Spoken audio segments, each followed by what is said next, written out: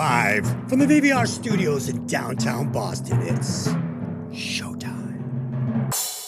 Welcome to Violent Vinyl Radio. I'm your host, Des, and as always, I'm joined by my two co-hosts. First up, the podcaster, holding all the aces, Dangerous Dave. Howdy, Violent Vinyl Villagers. Villagers. I like it. Weird. And as always, the podcaster who likes the dark side of the beat, Lisa.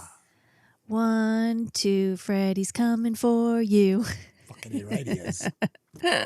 As always, the mission of this show is for us to introduce each other and you, the listeners, to albums and bands which you may never have heard before, while also discussing the classics. So sit back and enjoy the show. Dave, where can listeners find this fine podcast?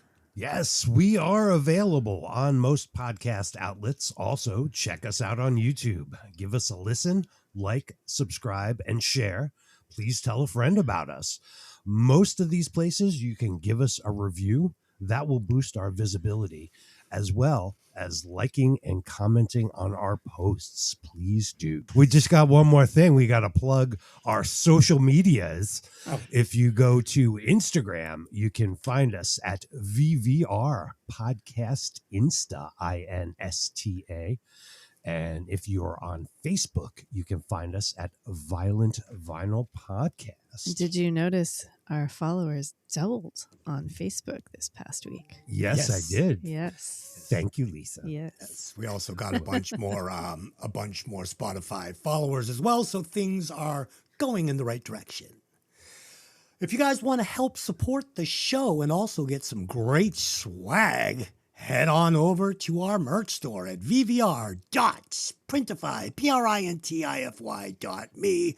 Pick up your t-shirt, pick up your coffee mug, and help us keep the lights on. I like to give you guys little peeks into my life and who I am as a dented can. And I do things often that are just almost unbelievably stupid. Like, hey, my wife keeps a little list, a little notepad. It's fun when we go out with friends. She'd be like, did I tell you the dumb shit he did? Like a few years back, for instance, I was having bad fucking heartburn, right? So I took it upon myself to go down the Walgreens. I picked up some, milk creamy shit you drink. It's like breast milk, and it makes your esophagus feel better. So I picked some up, and I was drinking it. Day one, my heartburn is not getting better. I'm starting to feel sick. Day two, I'm getting sicker. Like now it's not good. I've got really bad diarrhea. I'm starting to get nauseous. I'm losing weight. Day three, I'm in really bad shape. And I go to my wife and I say, I think we need to go to the emergency room. There's something wrong with me. And she goes, what's wrong with you? And I'm like, I'm losing weight. I'm sick. I'm vomiting. I'm shitting 100 times a day. Have you eaten anything bad? Have you done? No, everything's the same. I mean, except I've been taking this milk of magnesia. She goes, get the bottle. I go get the bottle. It's fucking laxative. I've been drinking laxative for 3 days. You're supposed to do like 2 tablespoons. My heartburn's not getting better, so I'm now just drinking it like a fucking alcoholic is drinking fucking. Get a straw in the bottle. Yeah, like that. Exactly. Like a smoothie. And so that's kind of stupid shit I do. So I recently joined the pool by my house, and I've been swimming a mile a day after work, which is 64 laps. And I came home Thursday from the pool, and my skin was feeling a little dry from the chlorine. So I get into the shower, and I wear reading glasses. Just keep that in mind. And I notice a new bottle in the shower. I'm like, ooh, soothing body wash, like moisturizing body wash. This is great. And we have this new, rough exfoliating loofah. So I pour this fucking nice, creamy body wash all over my back. And I take this loofah and I start exfoliating my back and scratching it in. And I finish my shower and I get out and suddenly there's a problem. Like my back is fucking on fire. It kills. So I go into the bedroom. I go, I think I'm allergic to the new body wash. And she goes, what new body wash? I go, the new body wash in the shower. She goes, that's medicated shampoo for my dry scalp.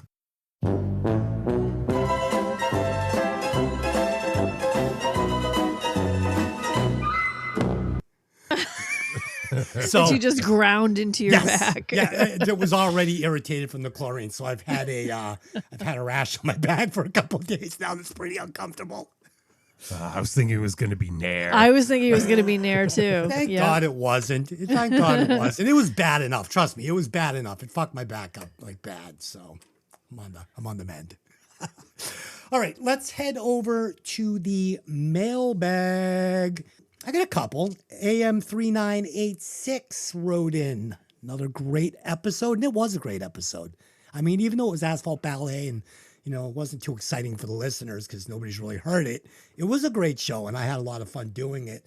He said that there's a movie, because he knows we are into, like, you know, conspiracy shit from VVR After Dark and whatnot, and he had recommended a movie to us that we might enjoy. It's Aniara. I don't know if I'm pronouncing that right. Aniara. And it's a Swedish movie. And I went and watched the trailer, and I thought looked really good. So I went and I found it on Amazon, and I haven't watched it yet, but it's in my queue. It is subtitled. It's in another language, but that's fine. So, Lisa, I don't know if it's something you might be interested in, or Dave. I will definitely go see that. And I do basically speak conversational Swedish, so maybe I can even understand some of it. Swedish. Yeah, it's pretty cool. It's Bark, like, bark, bark. My Swedish is out of practice, though. You know, Dave, do you want to do like a Swedish baker or something? the Swedish chef. All done. I got it. Yeah, it's cool. It looks like it's about like Earth fucking collapses and they get on this giant city spaceship and head out to Mars and get off track on their way to Mars. And I won't ruin it for you, but that's where it's going. And it looks like fun. So I'm going to check that out. I'll watch that for sure. Kevin Kane wrote in. He was the one who actually requested the Asphalt Ballet album. And he said, tough review, guys, but fair. So there you go. Dave, Lisa, you get any mail? Yes, I got some stuff. But first, just wanted to mention about the show last night. I did some sound mixing for a great show last night at Kodo in Salem, Mass. It was a show called Dueling Duets. A gentleman named Lenny Lashley was the opener. He used to be in a band called Darkbuster, and he played some really nice, thoughtful songs. His Instagram is at Lenny Lashley, Lashley. Next up was a gentleman named Coleman Williams, aka Four. He is the great grandson of country legend Hank Williams. Ooh. Yeah, he was super cool. His songs were soulful, and I will tell you, this guy's got the loudest singing voice I've ever had the privilege to mix. I had the levels set, and it was just unbelievable how loud he sang. You were like, remove the mic from center stage. It made everything very smooth and easy, but very cool. His Instagram is at IVSONOF. III, like Roman numerals 4, son of 3. So yeah, he's Hank 3's son, apparently. And next was Lightning Luke from Portland, Oregon. Oregonians. His Instagram is the Lightning Luke. That's no G in lightning. He got the crowd jumping with an old-timey sort of swamp blues guitar playing and some great singing and unreal fiddle skills. Fiddler. Yeah. He Nice. busted out some really nice fiddle playing. Was his fiddle made of gold? It was not. Okay. Never dance with the devil. Yeah. At the end, Coleman and Lightning got together and played a bunch of classics. They are very talented musicians and really nice people too. If these guys come to your town, I highly recommend you go see them. If you like country, folk, Americana style music. Their last show of this tour that they were doing is actually tonight in Brattleboro, Vermont. But if you check them out online, you can see them when they're doing these shows, next year or with their other bands. And definitely check them out. Awesome. So we got some new Instagram followers, and welcome aboard to David T. Vita, Alone Boy, Petter Bill, maybe I'm butchering that one. Pill B, something like that. Yeah, I don't know. And Hello? Finally, Praska. You know who you are. So welcome aboard to all of you. So on YouTube, we received an email from Kim a few weeks ago regarding the Warrant episode, and I don't think we had a chance to read it on air yet. No. I edited it up a little for time here, but here's most of it. And she says, I was going to write out my thoughts on the Cherry Pie album, but I just kept thinking, nope, not right. I wasn't a fan of Warrant when their first album came out. I heard the song Heaven and said, nope, not for me. Surprising, when I heard Cherry Pie, the single, I liked that song. I had forgotten that I went out and bought this. I remember getting it and being in my dad's car and listening to it. It was that bad to me. I don't love ballads, but I liked I Saw Red and Cherry Pie. The rest of the album, I can't even go back and listen to. It was that bad. I didn't ever think of the comparison to Poison, and now I hear it completely. I liked your ideas of Janie Lane being a crooner. I think he could have wrote some great songs for other bands. I agree. I remember when he was on the show with Dr. Drew, and it made me sad to see him like that. So I want to hear Dez's version of I Saw Red. Don't challenge me. Challenge me. I will record that shit. So she goes on. So in a nutshell, I appreciate my hair metal bands, but Warrant was not one of them. I agree. The Cherry Pie was too tart and sweet, and nothing could make it taste better. But also, thank you for playing the Suicide Bombers a few weeks back. I've become a fan. Nice. Yeah. Keep rocking all, and I'm excited to listen to the next show. So that's awesome. Thank you for writing in, Kim. Thank you, Kim. Thank you, Kim. We've missed you. Yes. I fucking hate cherry pie. Not the song. I just hate cherry pie. Like it just doesn't taste good, does it? You guys like cherry pie? Yeah, I'm more of an apple pie man. Yeah. If I eat pie at all. I don't eat fruit pies really at all, but I make a really killer cherry pie, and I put like a pentagram on the front, or like a Baphomet face, and when it bakes, like the cherry comes through like it's bleeding. It's beautiful. Beautiful. Do you use black cherries? Of course. Of course you do. There's only one kind. Okay. Lisa, what do you got for a meal? Anything? So I didn't get much with any detail. I did hear from quite a few people who actually had said they'd never heard of Asphalt Ballet. And I was surprised because I think, a lot of people that I know personally and go to shows with, at least know the name, if nothing else. But I had a lot of mail that people were just like, I never heard of that band at all. So thanks for introducing me. I'm going to go listen. So that's what the show's all about, is us, bringing you music that maybe you missed back then too. And this was probably one of those. Yeah. So, yeah. That was a big part of it. And we have one more. So we have one last thing. We got a bunch of new followers on Facebook. Oh. Again, thank you to Lisa. Yes. So welcome aboard to Theory, Chet, Tom from Tewksbury, Jordan, drummer of Depeche Mode. That's impressive. Right? Yeah, that's good. That's good. Yeah. Hello. Yeah. Welcome aboard, Frank from the Raw, little sister Megan, Rob Wild from Midnight City, and many more. That's right. We are glad you are here.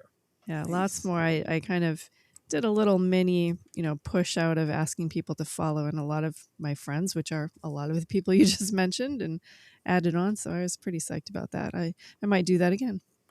All right. Rob Wild from Sins of America and Tiger Tales, correct? That is also correct. Yes. Yeah. Yes. Awesome. That's the guy. Awesome. Good dude. Yeah, he is great. He's great fantastic. singer. Great singer. Great guitar player. Good all-around musician. Yeah. Okay, let's head over to the VVR Melting Pot. As you know, we are trying to share music from independent bands and songwriters. This week, we are featuring Gene Dante and the Future Starlets. Lisa, Gene wrote in. Do you want to tell us what he said and give us any info you got on these guys? I have quite a bit of info, actually. Do you want to go first, Dave? No, you can go first. Okay. So, Gene is a guy I knew from back in the day, Man Ray. So this is an old friend. Although I don't think he would have remembered me. He was kind of like a superstar back then. Extra. I think he was a little too cool for me. So yeah. So hi, Gene. How you doing? huge local musician here, prolific player, plays all over the place. He looks really cool. I don't know if you saw a picture of him. He's got this really striking face, and he always wears the guy liner. So he's got that look. Oh, Lisa, he was the featured Frankenfooter at Yes, Rocky Horror, like the Saturday night guy. Like Gene is he was fucking phenomenal. phenomenal. Yeah. Incredible dude. Yeah, he's done a lot of acting. So the Rocky Horror thing was one of them, and that was a local thing here. Were you involved in that back in the day, Dave? I used to go all the time. I used to go as a fan, and then I actually joined the crew. Yeah, he was. I think it was 2011 when Gene Dante and the Future Starlets were basically the house band for the Gold Dust Orphans production of Rocky Horror at Club Oberon, which I think Delynn, our producer, was also a part of. Am I correct about that? Yes, her and Gene are old friends. Yes, absolutely. Yeah. Fun fact about him, and I think Dave will really be interested in this. In the summer of 2011, so kind of while all this Rocky Horror stuff was going on, he played Hedwig in Hedwig and the Angry Inch. He did. Yeah. And that was a production that actually toured kind of all around New England, maybe up and down, maybe further down the East Coast as well. They played in lots of different places. And our very own Dave was about a decade before that in the Boston cast of Hedwig as Jassig, the vampire bass player. Yep. Right? Yeah, so connections there. Yeah. Cool. Yeah, it's really great. The blink and you'll miss it. We were open for 2 weeks or so until the production ran out of money and they shut us down. Yeah, Oh, Gene plays a lot around here, and pretty often. He does a ton of benefit shows as well. So just recently, I think it was the beginning of December, he played at the Hawk benefit at our very own Kodo. He did an acoustic set. That's the Hawk is the Healing Abuse Working for Change, basically domestic violence charity that's very, very active in Salem. So he did that benefit. I was looking at his website. His website is genedante.com. And usually he has all of his upcoming shows on there. There's nothing yet coming up, but I'm going to be watching it, and I hope everybody else will be watching it for them to play again. So he's also in a movie this year. So he's been in a lot of movies, TV programs, all of this stuff. Commercials, too. Commercials, yeah. But his most recent project is the 2026 movie called Sleepwalker with Hayden Panettiere, Beverly D'Angelo, and Misha Barton. Yeah, so, it's really cool. But super cool guy. He was also, I remember back in the day, he won best male vocalist in Boston. Remember FNX? Phoenix used to do those local talent searches. Yep. He won that in I want to say it was 2009 or 2010. He was huge around here. He's like a celebrity. Yes. Yeah. So yeah. Gene Dante is both a musician and an actor. The DLUX album, which is his latest album with Gene Dante and the Future Starlets, was completed during the COVID-19 lockdown. You can find out more about him at genedante.com or purchase his music merchandise via the label h1massive.com. He is scheduled to play Kodo in Salem, Mass on June 20, 2026. So maybe Dave will be doing the sound for that. Maybe. We'll see. Everybody come out to Kodo and see the show June 20th. So I should have went first because you blew up most of my facts. Holy shit, man. But yeah, I just wanted to say Gene is awesome. I mixed sound for the band maybe a year or two ago at Kodo. And then long before that, I used to go see Rocky Horror. And this was the early 90s. Yes. In Harvard Square. He used to play Dr. Frankenfooter in the Shadowcast. I eventually joined the crew that our awesome producer, Delynn, was also part of. Over the years, I've tried talking Gene into doing a glam rock band together, but the timing has never worked out. And I've said it before, and I'll say it here. Gene is like the cool big brother that you want to be like when you grow up. He is a great singer, puts on a great show. And so let's check out the song. All right. So coming to you hot from the VVR melting pot, I present to you She's Outside.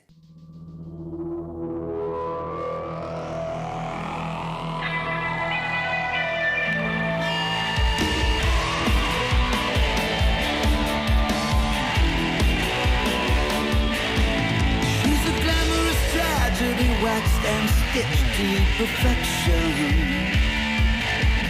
I'm the moth, she's the flame, she's the spider, I'm the fly, disempowered and disconnection. She's outside.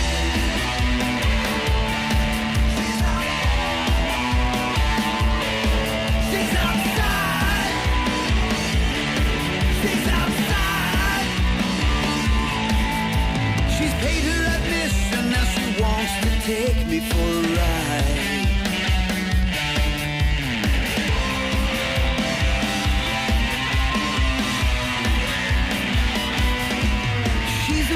On the takeoff, she takes more than she deserves.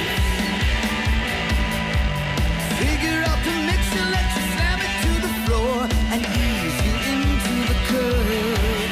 She's outside. She's outside. She's paid her admission, now she wants to take me for a ride. She's outside.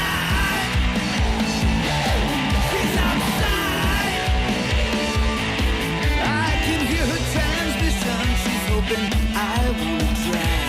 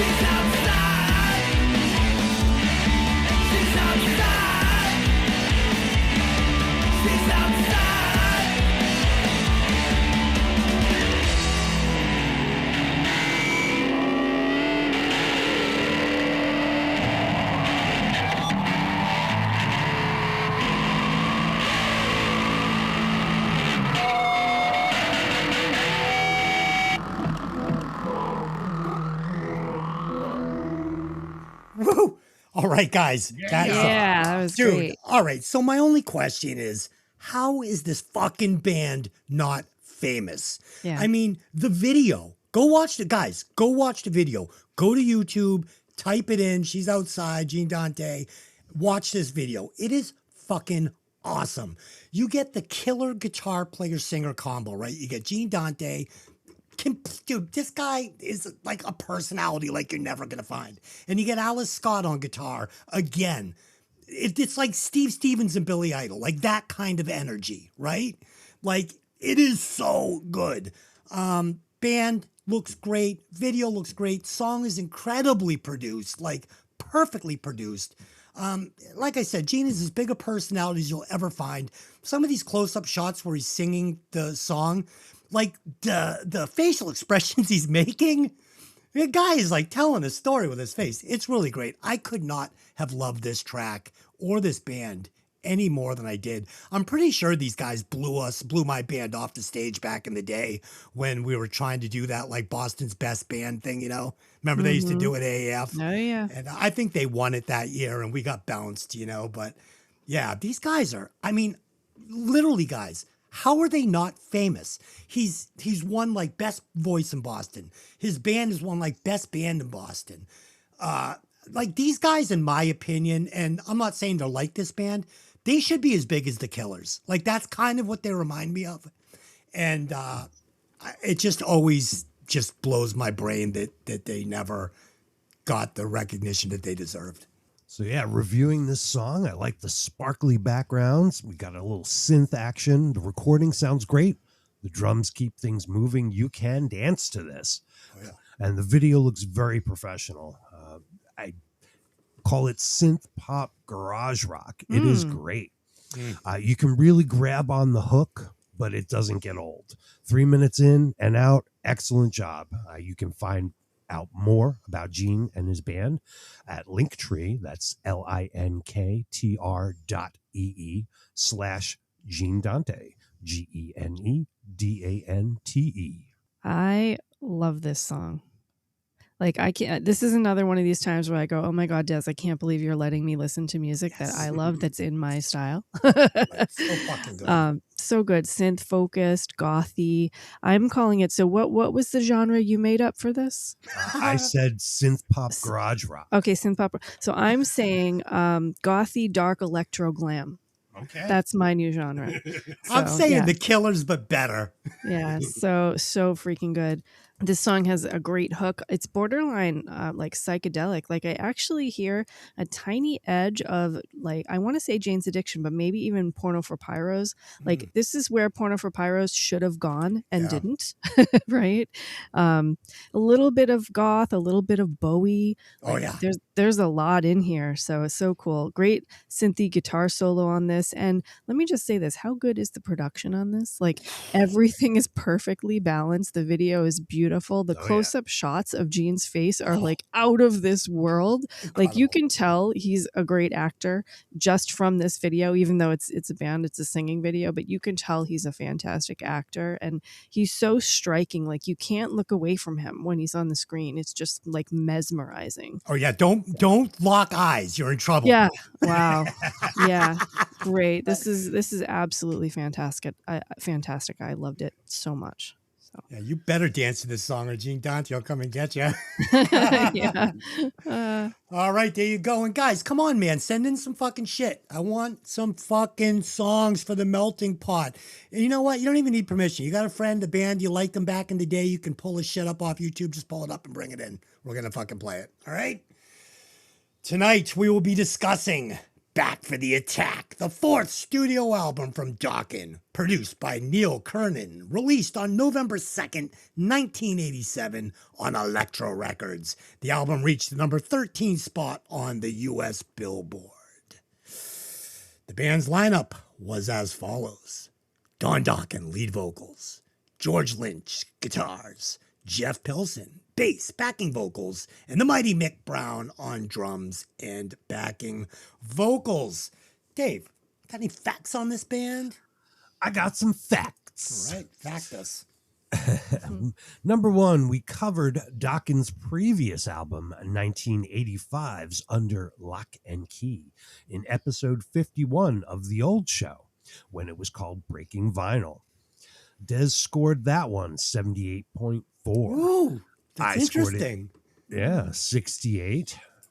Ed scored it at 78.3, and Fee scored it at 78. Wow. Total average score, 75.68. Right. On the Breaking Vinyl chart, it landed at number 27 out of 52 total albums. It's interesting that you guys were all basically in the same ballpark. You almost never were in the old show. So yeah, that's wild. Dokken was formed in 1978 in Los Angeles, California. Singer Don Dokken's previous band was called Airborne, which featured future Rat members Bobby Blotzer and Juan Crucier on drums and bass. Guitarist Greg Leon, who we mentioned in the recent Motley Crue episode, known for being in Sweet 19 with Tommy Lee before Motley Crue happened, was in Dokken in 1979 for a short time until he left to join Quiet Riot. Dave, I have to interject here. It's very important that we underline this. Dokken started in 1978-79. Like, these guys are, again, pioneers. This goes back to what we were talking about with Too Fast for Love, right? Like, it's an OG band. It's one of the founders, the forefathers of fucking this style of music, which is why I'm not going. We'll get to it. Keep going. Yeah, they've been around. It's funny that when you say they're one of the founders and one of the original creators, I don't think a lot of people see them that way, but that's what they were. Oh, they were. They were. Yeah. Back in the day, fucking Don Dokken actually played guitar in the band. He played a Les Paul. And it was a completely different band, late 70s, early 90s. But same band, but different flavor, if you will. Keep going. My bad. Guitarist George Lynch and drummer Mick Brown joined the band in 1981, with Juan still on bass for their first album, Breaking the Chains. According to a 2023 Metal Sludge article, Dokken played a couple of shows with Warren DeMartini on guitar when George Lynch briefly left to rehearse with Ozzy Osbourne's band while on tour. Lots of crossover here. Oh, yeah. Jeff Pilson joined Dokken on bass in 1983 after Juan left to join Rat. The band's 1984 and 1985 albums, Tooth and Nail and Under Lock and Key, boosted their profile and made the band successful worldwide. The song Dream Warriors, which appears on this album, was recorded in December 1986 for the Nightmare on Elm Street 3 soundtrack. The song was released as a single on February 10th, 1987. After this release, the band took nearly 6 months off before recording this album back for The Attack. The album was finally released in November of 87, almost a full year later. The Dokken breakup/makeup drama started in 1989 when the classic lineup split for the first time. The musicians have had many solo and side projects in the years between. Reformations in 1994, 2009, and 2016 never lasted and or were sabotaged by other professional commitments. Other high-profile guitarists have also played in Dokken since their glory days, including John Norum from the band Europe and Reb Beach from Winger.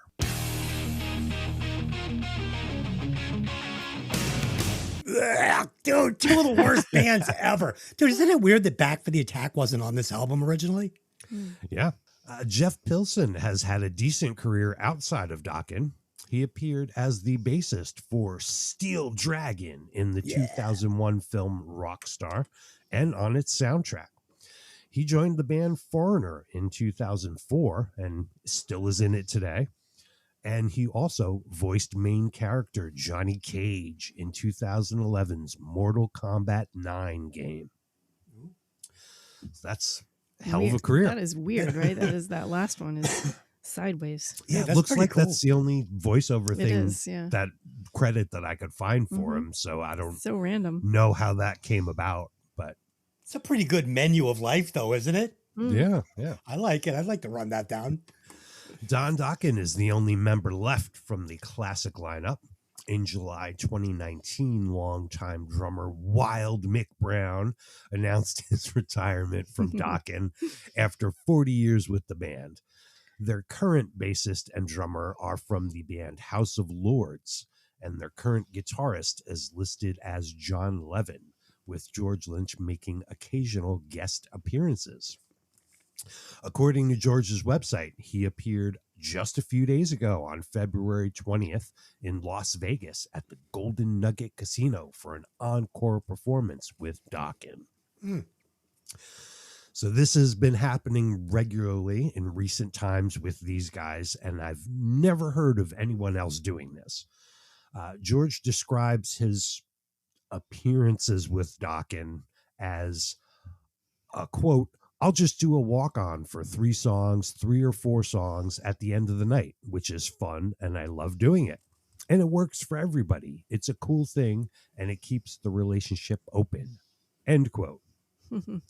So these guys hate each other that much that they can only stand to be in the same room for 15 minutes at a time. And their poor current guitarist too, John Levin, right? So he's a lawyer by day. Yeah. And he's a fantastic guitar player. I saw him on YouTube. He's great. And they just like make him sit in the corner. Yeah. For those songs. Make him sit in the corner in the cuck chair. Right. And like while watch the George band play. Lynch It's comes very out. strange. Oh, dude, and Don Dokken is like literally a corpse. Guy, just nothing left there, man. Yeah. Have either of you guys seen Dokken live ever back in the day? I have not. Of course I have. I 10 times. How many times, Lisa? I would say a handful, not a whole lot. And I have never seen them since their original lineup broke up. So I've never seen any of the different flavors of them going forward. I saw them once. I think they were opening for, I want to say it was Aerosmith at the Cow Palace in California, 1988 maybe. And it was funny because I remember when I was watching it, I was like, man, like Aerosmith gave him no stage to work with. It was like George Lynch had 3 Marshall stacks, like one, and then like one kitty cornered on each side, so it made like a little cubby for him to stand in. They were good. I mean, it was good. It wasn't bad. You get to stand in this Marshall amp box of, Yes. of pain Yes, that's exactly what he got to do. because it's turned up to 10. And Oh yeah. Yeah, I thought he was gonna melt in that little section of space. you get melted by guitar. Death by stereo. Oh shit. So George is out on tour with Lynch Mob, his solo band, on the East Coast in late February, early March of this year. Right now, he will be at Tupelo Music Hall in Derry, New Hampshire, on March 1st. According to an article on blabbermouth.net from a week and a half ago, he is still mudslinging, though. Shit-talking Don Dokken like it's still 1990. He alleged that when they were each in separate bands in the LA club scene, that Don stole songs from his and other bands. To be fair, from recent videos I've seen, Don cannot sing anymore and has no business being on stage. No. He is firmly in the group of lead singers who should have retired years ago. It's horrible. Yeah. Last one, now specifically talking about this album. According to Wikipedia, Back for the Attack was certified gold and platinum on January 14th, 1988. The album sold about 1.5 million records worldwide. That's a lot. A remastered edition featuring a bonus track was reissued in 2009 through Warner Music Japan. It is the band's best-selling album, reaching number 13, as we said, on the U.S. Billboard 200 and remaining on that chart for 33 weeks. Wow. The album title for Back for the Attack was taken from an earlier Dokken song of the same name, recorded during the sessions for their previous album and released as the B-side to Dream Warriors. It was later included in that 2009 remastered edition of the album. Back in the day, you know, George Lynch, super skinny guy, right? Super skinny guy. Yeah. And then all of a sudden, like he showed up and he was fucking like fucking The Rock. Incredible Hulk. fucking huge. I think I watched an interview where he said that he like got into bodybuilding to like kind of share something with his son. Wasn't that it? We'll talk about that. It's Son should have just played guitar. It goes sideways. Yeah. Yeah. So this was 1987-88. For me, Dokken felt more like 88. It was November 1987 that by the time the album came out. I'm not going to go through 1988 again. We've been there. It was a great time for an album to come out. You had plenty of time to grow before like glam was going to crash to the ground. So, Yeah. and this is a band that already had albums under its belt. So they really came in at the perfect time for the arc. So I'll just say that. So 88 was awesome. it really was a 88 great year. Awesome. Yeah. So I'll just go into the individual guys now. Don Dokken. This is going to be a fun one, so strap in.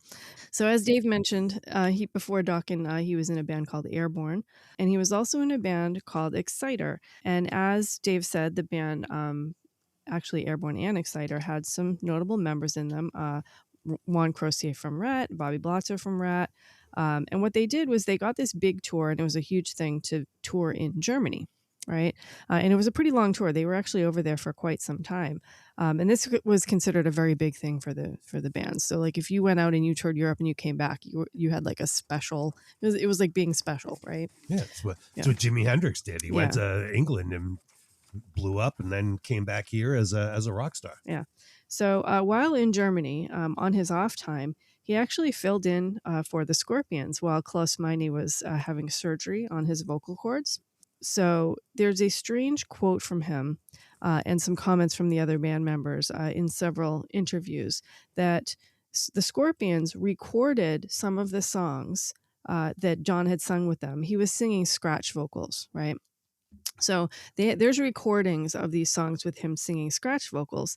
And he's very, when he talks about this, he's very chuffed with himself. He's like, you'll never hear these recordings because it's not fair to Klaus. Can you imagine saying that about the Scorpions? I can't. Yeah, that's seems pretty conceited. Yeah, just awful. So right from the very beginning, we're talking about a guy with a big ego who thinks that there's nothing that can touch him, and it only gets worse from here. So He was old too. He was old already. he was older. Yeah, he was older Yeah, already. I remember reading some stuff that they were rushing things. They're like, dude, your window is closing fast. Yeah. Mm-hmm. And I mean, it makes sense by how quickly they were putting out their albums. I mean, Yeah. they were churning them out one a year, or less. So Yeah. yeah. So when Exciter broke up, the way that he kind of put together this early lineup of Dokken was by saying, "Oh, I've already got ties in Germany, so we're a big thing already. So you should join me in Dokken." This is how he put together the original two guys before Jeff Pilson joined. So George and Mick. That's how he convinced George and Mick, who actually had turned him down several times when he asked them to join Dokken, and they turned him down. And finally, he was like, "Well, I have connections in Germany," and they were like, "Well, okay, we'll join. Give it you." a shot. Yeah, and then that's when they found Jeff Pilson afterwards to complete the lineup. So after Dokken broke up, this would have been in 1988, there was some pretty horrible arguments about who owned the Dokken name, right? Because all of the financial arrangements had the guys pretty much making the same money, all getting songwriting credits and kind of sharing everything, no matter who actually contributed to the song. They all thought it was most fair that way.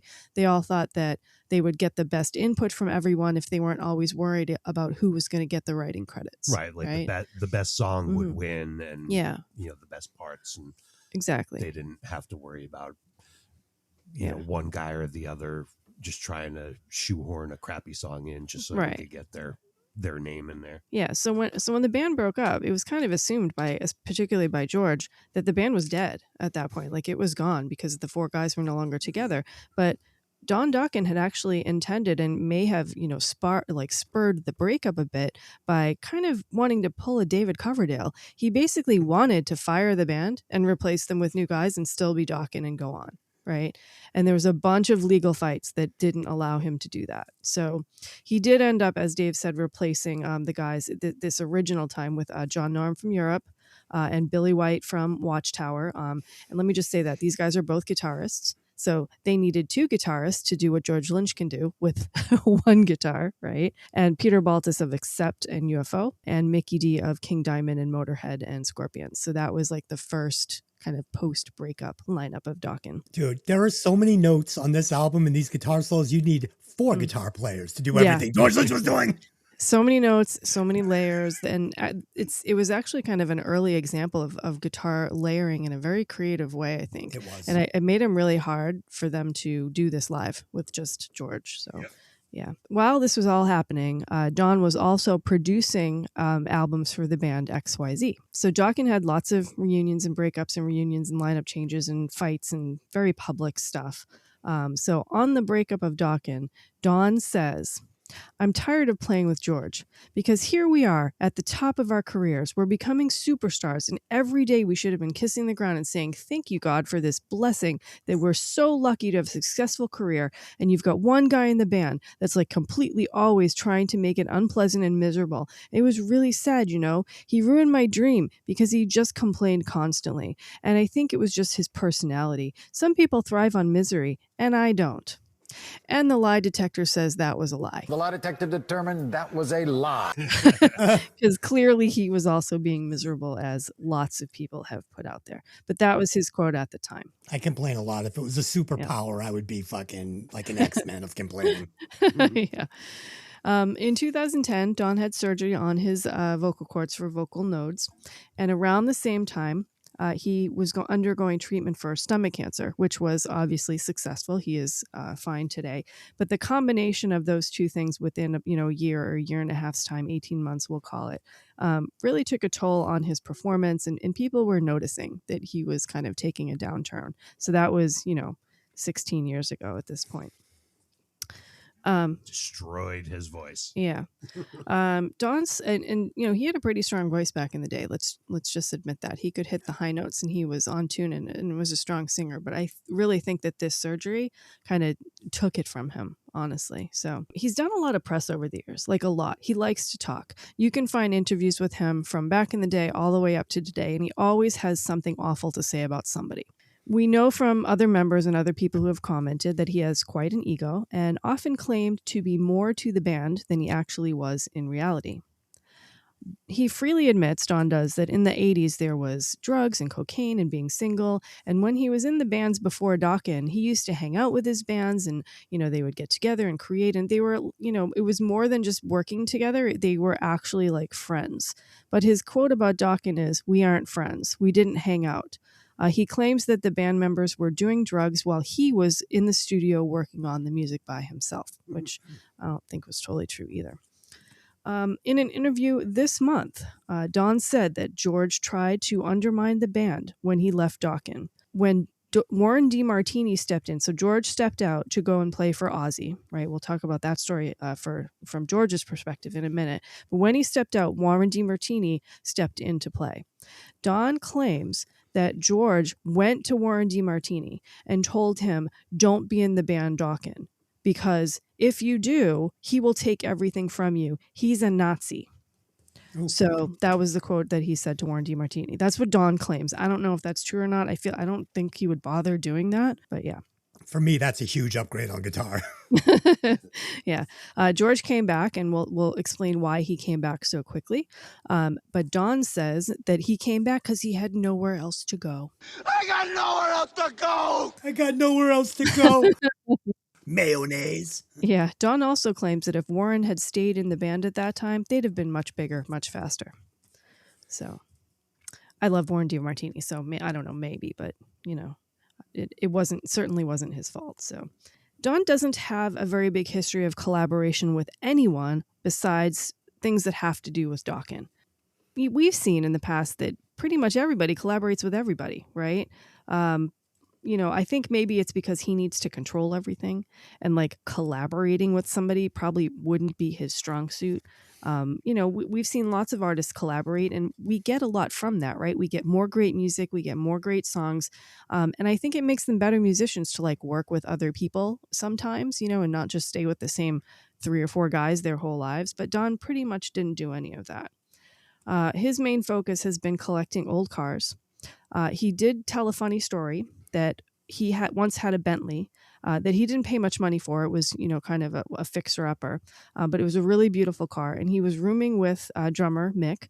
Mick wanted to take the car out on a date, to take a lady out on a date. And, Don was just like, "Okay, but if you wreck the car, don't come back." Right? Because it's too expensive to get, parts to fix this crazy car. So the next morning, Mick comes back, and the car's wrecked, of course. No. So what had happened was he parked the car where the ass end of the car was like leaning like over somebody's driveway or something. So someone came backing out of their driveway and basically took the rear end off the car. Ouch. Yeah. Oof. And at the time, Don had no insurance, and the car was a total loss. So, oh man. Yeah. Don has a son, Tyler, and a daughter, Jessica. He had Jessica with his wife, Nellie, who he divorced a long time ago. His son, Tyler, is a pilot, and as far as I can see online, actually currently works for United Airlines flying, so commercially. The mother of his son, Tyler, was at one point the manager of Dokken. She worked for A&R for Columbia and also worked with Journey and Santana, and she unfortunately passed in, I couldn't get an exact date, but 2017 or 2018. Welcome to United Flight 665.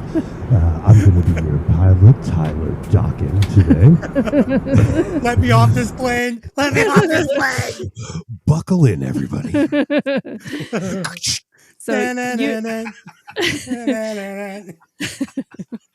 So, Des, you had mentioned that you think you saw Dokken with Aerosmith, and yes. That fits because Aerosmith toured with Dokken on their permanent vacation tour. They took Dokken along as their opener, and his son Tyler was born during that tour, and Don named his son Tyler after Steven Tyler. Oh, Of cool. that What year tour. was that tour? Yeah. 88? That would have been 88, 89. Yeah. Perfect. Yeah, so that was it. And fun fact, it actually, so I had gone with some friends that I had met in California at the time, my girlfriend.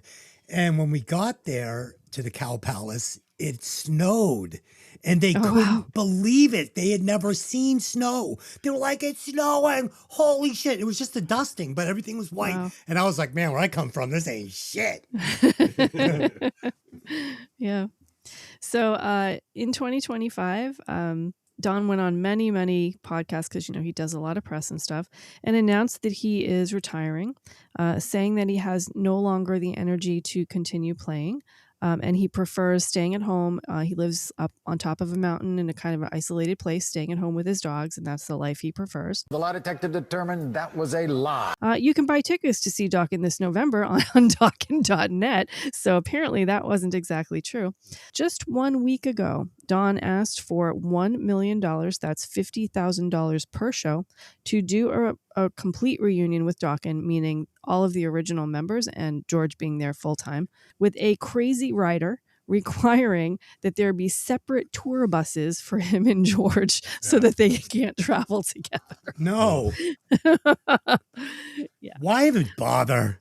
Yeah. So nowadays, he seems to have completely lost his voice. And it may have started back in 2010, but the past few years has been particularly bad. He's also, I don't know if you noticed, he's very stiff on stage. He doesn't it's almost like his back is locked in place. And he actually had neck and spinal surgery in 2019 that seems to have limited his ability to move. He claims that the injury, the neck and spinal surgery injury, doesn't affect his performance at all, and he's still great. Dude, he looks like a homeless grifter. Yeah, but what it did affect was, especially in 2019, he has recovered a bit, but in 2019, he actually couldn't even put on his own clothes as he completely lost movement in both of his hands, and he could no longer play guitar. Always good news. Yeah, he also suffers from weakness and the inability to stand for long periods of time, and also fractured an ankle recently, which has put him down even further. He also admits he was diagnosed, and this is his words, he was diagnosed and is under treatment for bipolar disorder, which may explain some of the grandiosity and rash decisions and lying, cheating, and stealing over the past few years. There's been a lot of canceled or delayed shows due to his health, and I did find one video in 2020 where he did admit that his voice was not what it used to be. Yeah. Shot. George Lynch from Spokane, Washington. He was in the band Boys. That's B-O-Y-Z. Double the E, double the Z, double the flavor. Double the no, thank you. The Boys. Also in that band was future Dokken drummer Mick Brown. Wild Mick Brown, thank you. Wild Mick Brown. Sorry, Mick. Wild His Mick son's Brown. a good drummer. Mm-hmm.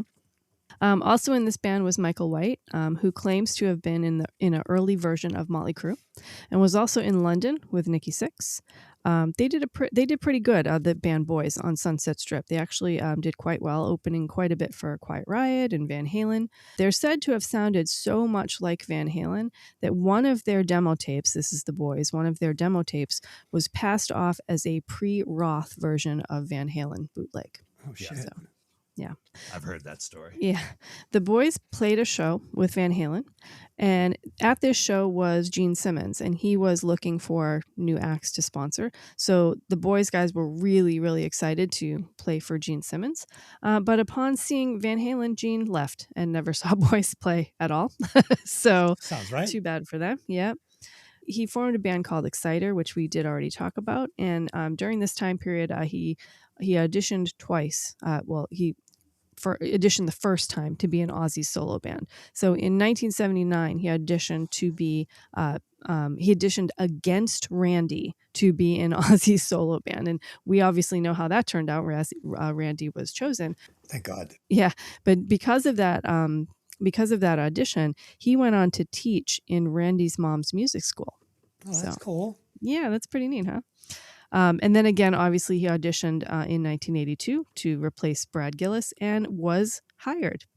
Although 3 days later, Ozzy changed his mind and picked Jakey Lee instead. It's kind of a sad story. George was having financial troubles at the time and was working a job at a liquor store and had to cut his hair short for the dress code requirements or whatever. Yeah. For a job at the liquor store? Mm-hmm. Yeah. Okay. Because music, the 1982 music was not paying him what he needed.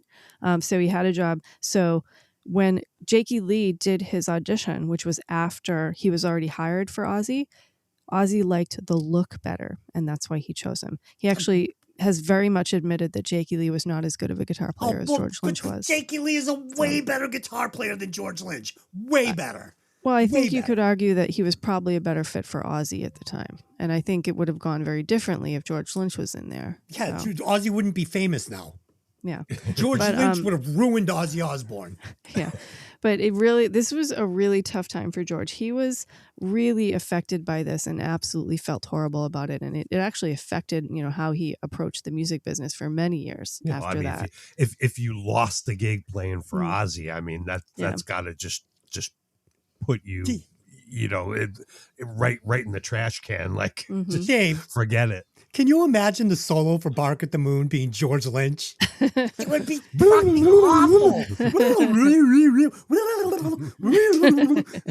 Just be terrible. Yeah, might not be quite as good. I'm more of a Jakey Lee fan, but we're going to get into I mean, George problems. is a great guitar player. He is great, but he's a one trick. Let's not spoil it. Keep going. Let's just say this. They're very different guitar players. And yes. I think probably Jakey Lee's style probably fit what Ozzy needed better at the time. So, but it really did put George in a bad place. It hurt him for a long time. And I think it affected a lot of the ways he approached the music business going forward. So you could say that George and Don Dokken's relationship, if you will, is the reason for all of the times that the band broke up and got back together and broke up and got back and all back and forth. That's really the cause of it.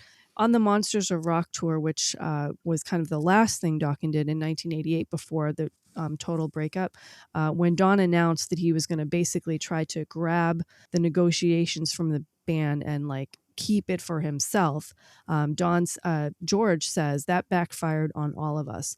Financially, it backfired on all of us because we didn't get that massive. He said, I think that Motley Crue got a $25 million deal that year. Anthrax got a $12.5 million deal, and they would have also gotten a deal like that. But because Don wanted to keep everything for himself. He says, we had a lot of leverage. We were going to be a free agent. It was really a shame. It didn't go right for anybody. So I went on to form Lynch Mob, which did pretty well. So did it? I think it did. I think it did. Okay. Lynch Mob went through a ton of lineup changes of its own. It was originally formed with Mick Brown from Dokken, obviously, and Anthony Esposito on bass, and for at least the first year, Oni Logan on vocals, who would eventually come back later to also be the vocalist. But after the first year, Oni was replaced with Robert Mason. They formed pretty late for a band of this style, like this kind of hard rock. I guess it wasn't really a glam band, I'll say. So hard rock / glam maybe, but more hard rock, more heavy. So in 1994, so Lynch Mob already existed at this time. In 1994, Dokken attempted a reunion, but the album that came out of this reunion was not very well received. And let's be fair, 1994, no glam album was well received. So I don't know if it was their fault or not. The band just crumbled back into itself. So they almost had they had a breakup before glam fell apart, and they had a breakup again when glam fell apart. Right? Yeah. So George Lynch went back to Lynch Mob. Lynch Mob would go on to have 9 studio albums, including one this past year called Dancing with the Devil. Other notable members over the years included Jimmy DeAnda from the Bullet Boys on drums, James Lamenzo on bass. He's currently, I think, in Megadeth, but was also in Black Label Society / Snake Pit, Ace Frehley's band, David Lee Roth's solo band. Jeff Pilson, obviously from Dokken, did a little stint in Lynch Mob as well. Vinny Appice from Dio and Black Sabbath. Tony Aldridge from Whitesnake. Thin Lizzy Ozzy. Fred Coury from Cinderella. So a lot of pretty big guys. And that was the short list. There's a lot more musicians than that list. So yeah, people coming in and out. That band always felt like straight to video for me. Really? You know? I kind of liked them. I mean, I couldn't tell you one of their songs right now. It just, I don't know. Just like a club band. I knew the one song, and that was pretty much it. It was just What's the I song? liked him. Wicked Sensation. Oh, I hate it already. I don't even need to hear it. Oh, it was a great song. It was All really right. good. Okay. Yeah. Yeah, but that came out like later. That It was came too out in late. like 91. Yeah, it was too late. And it was like right at the tail end of all the rock stuff before Yeah. grunge came in. And Did they ever play in an arena or just right to clubs, yeah. right? No, they did. They did arenas. They did club. Well, I think they did arenas they as an opened opening band. for bigger bands. Right. Okay. Yeah, but they did tons of shows. There was a point. There's actually a comment. Most of the time, Lynch Mob was doing 200 or more shows per year. Well, So, okay. yeah. So he also had a solo album in 1993 called Sacred Groove. Great album, by the way, if you like guitar solo albums and if you like a lot of notes. And in fact, all of the notes are on this album. Every note ever invented is on this album. Wow, that's a lot of There's notes. a lot of notes. It is a lot of notes. Yeah. So, he had this solo album a little late for a guitar solo album. I think 1993 was going into the grunge time, but I had a conversation with Dave the other day. Like, George is a great guitar player. He's a very technical person. He's classically, inclined, although he's not classically trained. He's usually on the lists of like greatest guitarists of the 80s or whatever that. But if you have a conversation with a guitar player, I've never really heard anyone say that George Lynch is my idol the way they do Eddie or Steve Vai or whatever. So what do you think about that? I think there's a few guys out there that are really big into George Lynch and Dokken. But generally, I think he's a little more of a, specialty guy rather than, I'm, a huge Van Halen fan or Ace Frehley or Jimmy Page or something like that. There's a couple, I guarantee you there's a couple guys out there that are like George Lynch super fans. No question. He lacked the scope of different playing styles that shoehorned him into such a small following as far as a guitar hero. Is he a guitar hero? Yes. Is he one of the best guitar heroes? He is absolutely at the bottom of the barrel of guitar heroes. But still, just, what they say, the person who graduates last from medical school, what do you call him? Still a doctor. Still a doctor. Yeah, well, I don't want that doctor working on me. I say that to Dylan all the time. There's different levels in every single occupation, like there's guys that do it good and there are guys that don't do it so good. And there's certain things like getting on a plane, getting a fucking, a heart transplant where you're going to want the fucking ladder. Yeah. Okay, so there continued to be a lot of static between Don and George. So in 1996, they tried a new album called Shadow Life. Now, Shadow Life was their stab at alternative rock, right? This was not very well received. It's actually very confusing release for them, I think. I think what was happening was, Don wanted to make money, and he just picked a genre. And George had a way he wanted to go, but they didn't come together right. So even for an alternative album, it just all kind of went sideways. So it was right around this time that George was essentially fired, like officially, quote unquote, fired from Dokken and replaced with John Norm from Europe. Another shitty band. I love Europe. Oh, I fucking hate Europe. They're so great. It's amazing Dokken even did as much as they did, isn't it? I'm surprised they survived. Yes. Reading some of this stuff about how much they truly hated each other, it shocks me that they got any music out of them at all. Right. Yeah. You got that much work done. Yeah.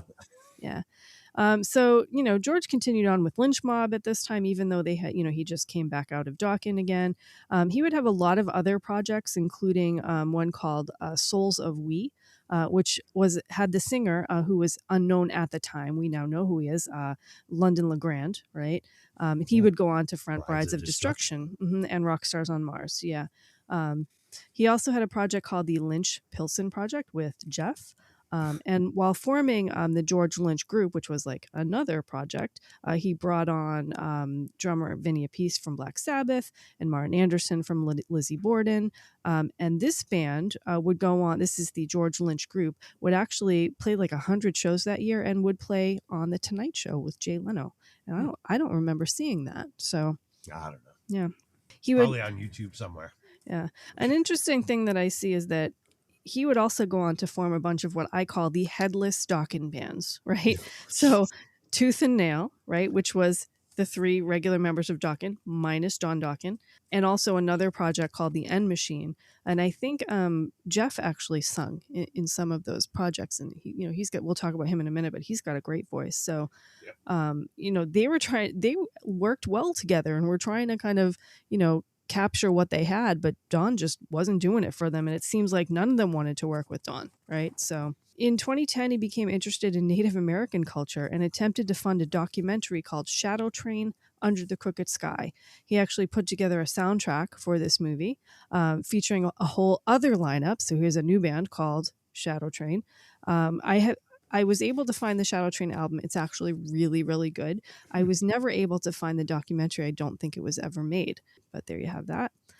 He has an all-star project known as KXM, which actually was pretty popular, with Doug Pinnick from King's X. Doug Pennis? Doug Pinnick. Ray Luzier of Korn. And that had an album in 2014. He did an album. This is so strange. He did an album with Stryper's singer Michael Sweet. Did you know this? No. Yeah, it also featured James Lomenzo, who he worked with previously, the guy from Black Label Society and so forth, and Brian Tichy from Whitesnake, Foreigner, Billy Idol, blah, blah, blah. They actually recorded 2 studio albums, and the name of the band was called Sweet and Lynch. Too many last names being used here. Yeah. Yeah, I think the Dokken thing got to everybody. Now everyone wants their last name in it. So he teamed up with Living Colour and Galactic frontman Corey Glover for the side project Ultraphonics.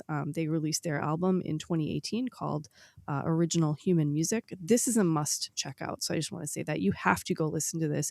It's prog rock mixed with like a little bit of almost Jane's Addiction and a little bit of funk. Super great. They didn't get a lot of press. It didn't really go anywhere, but I urge everybody to go listen to that one. He also had a project called The Banishment, which was George Lynch and Joe Hayes and vocalist Devix Zell. Sorry if I just screwed up your name, Devix. They had an album called Machine and Bone, and it features a duet called Max Payne with the guy from Filter, Richard Patrick. So and one of the guys from Prong. It's very electronic, very modern. It's really fantastic. Lisa, did you ever see Stryper in the day? Yes. I saw Mm-hmm. Not by Stryper choice, but yes. I saw him at the channel. They threw little tiny Bibles at everybody. Oh Like no, little teeny tiny ones. They were like 2 inches by 2 inches. They were yellow and black.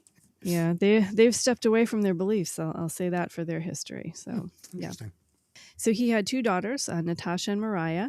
Mariah is dating, or has, I don't want to say dating, it sounds diminishing, but has a relationship with Richie Faulkner, a guitarist of Judas Priest, and they have a daughter. Greg Faulkner? Richie Faulkner. Richie Faulkner. That was Greg Faulkner. Okay. Oh, my bad. So Richie had a really scary thing happen to him on stage. They were playing, Judas Priest, they were playing Painkiller, and he had an aortic aneurysm on stage. That'll kill you. A complete aortic dissection, and he was bleeding to death into his chest. Oh. And after a 10.5-hour surgery and 5 mechanical heart parts, he was saved. So the roadies save him with duct tape. Yeah. Oh, man. Yeah, I hope I don't they have were one of lucky. those. I know. He was lucky because they were like just 10 or a few minutes away from one of the best like heart centers in the country. Just coincidentally, I don't think he would have been saved if they weren't there. Yeah. So, Oof, man, scary. Yeah. So George also does a lot of press. In a couple months ago, he had an interview with Blabbermouth, and he said, "I'll do like a meet and greet with kids, and they'll ask me questions and stuff. And sometimes you get asked for advice. And my one thing of advice for a musician is to diversify. And Des, you have done this already. So he says that you've got to do some other things, even if it's music adjacent. He has a guitar company called Mr. Scary Guitars, where he actually builds custom guitars for people. He writes music, he teaches music, he does all of this stuff, plays different instruments. Like if you stick with one thing, time moves on and you're going to get left behind. I was up till 3 a.m. recording something really weird last night. I got up excited this morning to listen to it. I put on my headphones. I went, "Phew, I don't know where that's going." Yeah. In another interview about 2 weeks ago with Far Out magazine in the UK, George speaks about Don's stealing music back in the day. So he said, I remember when we played a gig at the Starwood, Don's band Airborne was up there on stage, and they were playing what sounded exactly like one of our songs called Night Boys. And he was saying it was his song. So he plagiarized it. And we were like, what the fuck? Night Yeah. Boys. Yeah. That sounds like the same article I Yeah. read. Unfortunately, this was not a one-off occasion. George also says he also played a very deep track, a Judas Priest song, and announced to the audience that it was his song. The balls in the sky are just crazy. He didn't specify which Judas Priest song he was referring to. In an interview 2 weeks ago with Blabbermouth, George says about Don Dokken, he has exactly the same personality traits and character as Donald Trump, except Trump's a better singer. Oh, that's awesome, man. That's a pretty good stick. A good That's quote, pretty right? good. That's pretty good. Fun fact about George, he claims, this is his words, he never learned the fundamentals of music theory, ever. He's pretty much self-taught, and like by his playing, it feels to me like he's classically trained or classically, that kind of adjacent, like Yngwie kind of style. Oh, I'm wrong, like completely wrong about oh, that, it but sounds like to me. he doesn't know music theory at all. That's what it sounds like to me. In fact, even well after he became famous, into his career, I think he was in Lynch Mob at the time, he started taking lessons from one of the heads of Guitar Institute of Technology and continued to do that throughout his entire career. So, as I said, he has a guitar shop called Mr. Scary Guitars. You can email him your request and he will make you a custom guitar, anything that you want. They're very pretty, intricately carved and painted wood, very different. He does a lot of music clinics for guitar students. He has a Patreon where you can sign up for $10 a month and get his guitar lessons. He also has Guitar Dojo, which are more in-depth lessons. He has a website, georgelynch.com. He has his own signature guitars with ESP. A lot of them are yellow and black tiger stripe designs and variations of that. He's got multiple designs of ESPs. The tiger stripe. He's got like camouflage ones painted up like like World War II airplanes and a couple different ones like that. Yeah, wasn't he always played the hockey stick headstock, right? Mostly, yeah, from what I remember. Yeah. Charvels and then ESPs, I think. Yep. Yeah, it's a cool guitars. And we should talk about the Skull and Bones guitar, which I think is the most famous one that people remember from the videos. That we're going to see in the Dream Warriors we video. Sure will. Yep. So in 1991, so this was after the breakup of Dokken, he had 25 numbered replicas made of that guitar, which he signed and sold at the time for $4,000 a piece. One of these sold a couple years ago for just $4,400. So I guess they haven't gone up much in price. Tells you something. Should tell you something. Although there was another signature guitar from 1990, which was called the Skull and Snake signature model. It was like black and green with like a snake painted on it. It was one of his signatures. It went a couple months ago for $10,000. So do you play any of his guitars? I don't have any George Lynch guitars, but I would like some if people want to buy our t-shirts at printify.me and we can make some money and I'll buy a George Lynch ESP and rock it. I'm selling a 1984 BC Rich bitch with active EMG pickups and a Kahler flyer on it in a coffin BC Rich guitar case for the low price of $800. So if you're interested, are you really letting that one go? I thought you loved it. I like to collect it. I do not like to play it. I do not like it. It's not my kind of guitar. It's just fun. Fair. I actually bought it from the original owner. So the guy who bought it in 1984 at Daddy's Junkie Music in Boston. So a second owner of this guitar. Pretty neat. Right. Yeah, that's a beautiful guitar. It is cool. Yeah. Okay, moving on to Jeff Pilson. Bass and incredible backing vocals for this album. Originally from Illinois, moved around as a kid through Wisconsin and to Washington. He actually attended the University of Washington to study music. He didn't end up finishing. Fun fact about Jeff, he doesn't just play bass, he plays guitar, drums, flute, cello, and violin. Yeah. One of his first bands in the late 1970s was ironically named Christmas. Like what Motley Crue was going to be named. I thought that was hilarious. I thought, when Motley Crue was making fun of that and saying we were going to name the band Christmas, isn't that stupid? I was like, yeah, no one would ever do that. And here we have one that actually existed. So bad. So bad. He moved to San Francisco and befriended Mike Varney, who eventually would become the owner of Shrapnel Records. Very important guy, Mike Varney, in music. He's often credited with popularizing the mid-'80s shred guitar boom. He's also the writer of the Spotlight column in Guitar Magazine, where he would go out and find new guitar virtuosos and like feature them in Guitar Magazine. That was a huge deal. Cool. Shrapnel Records, of course, connected to L.A. Guns, Jason Becker, Racer X, Jakey Lee, Winger, Yngwie, Paul Gilbert, John Five, and many, many, many more. He then formed a band named Cinema. So he went from a band Christmas to Cinema. Cinnamon? Cinema. Oh, Cinnamon. like a theater, yeah. Right. Varney would, his friend Varney, who was in this band Cinema with him, would actually go to Seattle temporarily. But when he was there, he asked Jeff to be involved with a rock opera that he co-wrote called Rock Justice, produced by Marty Balin, a singer-songwriter of Jefferson Airplane and Jefferson Starship. So weird connection there. When everything fizzled for him in San Francisco, he moved to LA. And Mike Varney was actually the one who recommended him to Don Dokken to audition him for a bass player. And as we know, that went quite well. Jeff would be the co-writer on most of Dokken's most memorable hits, including Alone Again, In My Dreams, and Dream Warriors, among many, many more. Don has stated in the press that he actually wrote 80% of the Dokken material. Jeff disputes Don's assertions of him writing 80% of the material, particularly Tooth and Nail, clarifying that while Don provided a couple of choruses like Alone Again, he had little to do with most key tracks. So there's your argument there. In fact, in 2024, Jeff got a little more forceful. Here's a quote from him. He said, "Bullshit. That's total bullshit. He did not write all those records. No frickin' way. He's a valuable contributor, and he wrote much of, like, In My Dreams, he came in with the chorus, but he had nothing to do with It's Not Love, Unchain the Night, pretty much nothing to do with Lightning Strikes Again. He didn't write the whole record. He had some to do with it. He should say that he was a contributor, but it's absolute bullshit, and he knows it deep down." Nice. In corroboration, George Lynch has also said that he and Pilson came up with most of the melodies and lyrics in Dokken's early hits. So they at least say the same thing as each other.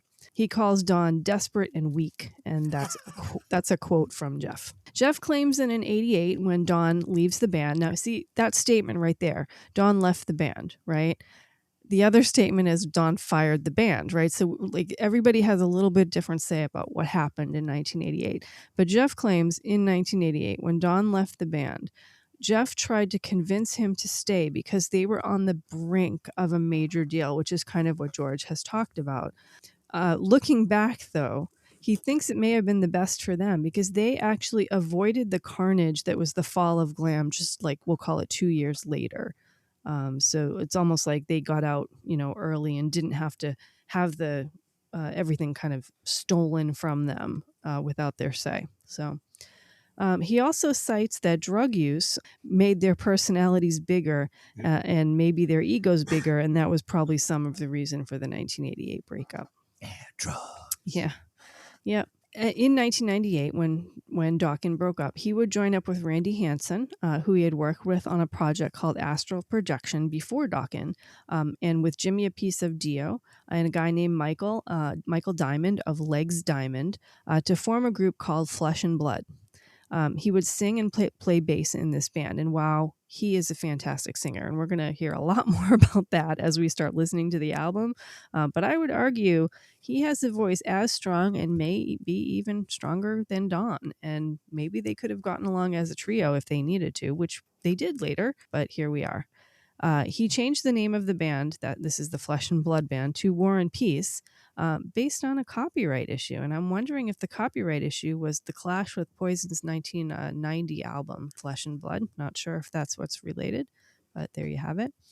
He played in a project called Wild Horses, which also featured drummer James Kotak of the Scorpions and Kingdom Come, and guitarist Rick Steyer of Kingdom Come and Weren't.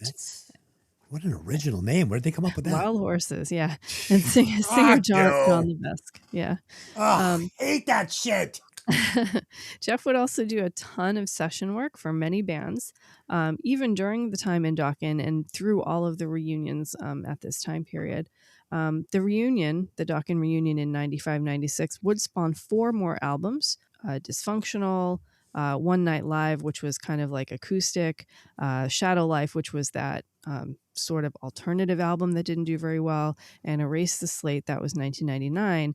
And this was the last album, the last Dokken album that Jeff would appear on, was 1999's Erase the Slate. He also recorded and toured with Dio, appearing both on Strange Highways in 93 and Angry Machines in 96. He was also working with Craig Goldie, the guitarist of Dio, on Craig Goldie's solo albums, as well as a project named 13th Floor, which was a progressive rock band that didn't really go anywhere. After both his time in Dokken and his time in Dio were out of the picture, he had a project called Underground Moon and changed his stage name, to Dominic Moon. Wow. Yeah, this project was actually a pretty big underground success and did very, very well in Europe and Japan, but didn't hit very big here. After this, he reunited with George, as we said, for the Lynch Pilsen project. They released an album called Wicked Underground in 2003. There were rumors of a Dokken reunion at this time. This is when they started doing those headless Dokken bands, right? In 2015, he would join Lynch Mob for a short time, and then he would go back and forth to Dio. He finally joined Foreigner in 2004, and he is still a member today. This came from a charity event where he jumped on stage to join the guys in Foreigner, and apparently they really liked him and kept him going. In 2018, he had another project with another headless project called End Machine. This came out of Tooth and Nail. They would eventually change their name to Superstroke. And they had a debut album in 2019. They had a project called Black Swan, which actually he's kind of still promoting at this point, with Robin McCauley of the Michael Schechner Project, Reb Beach from Winger and Whitesnake, and drummer Matt Starr from Mr. Big. He's still promoting that, and it's not bad. It's pretty good. In 2022, he joined a group called Revolution Saints with Joel Hoekstra of Whitesnake and Trans-Siberian Orchestra.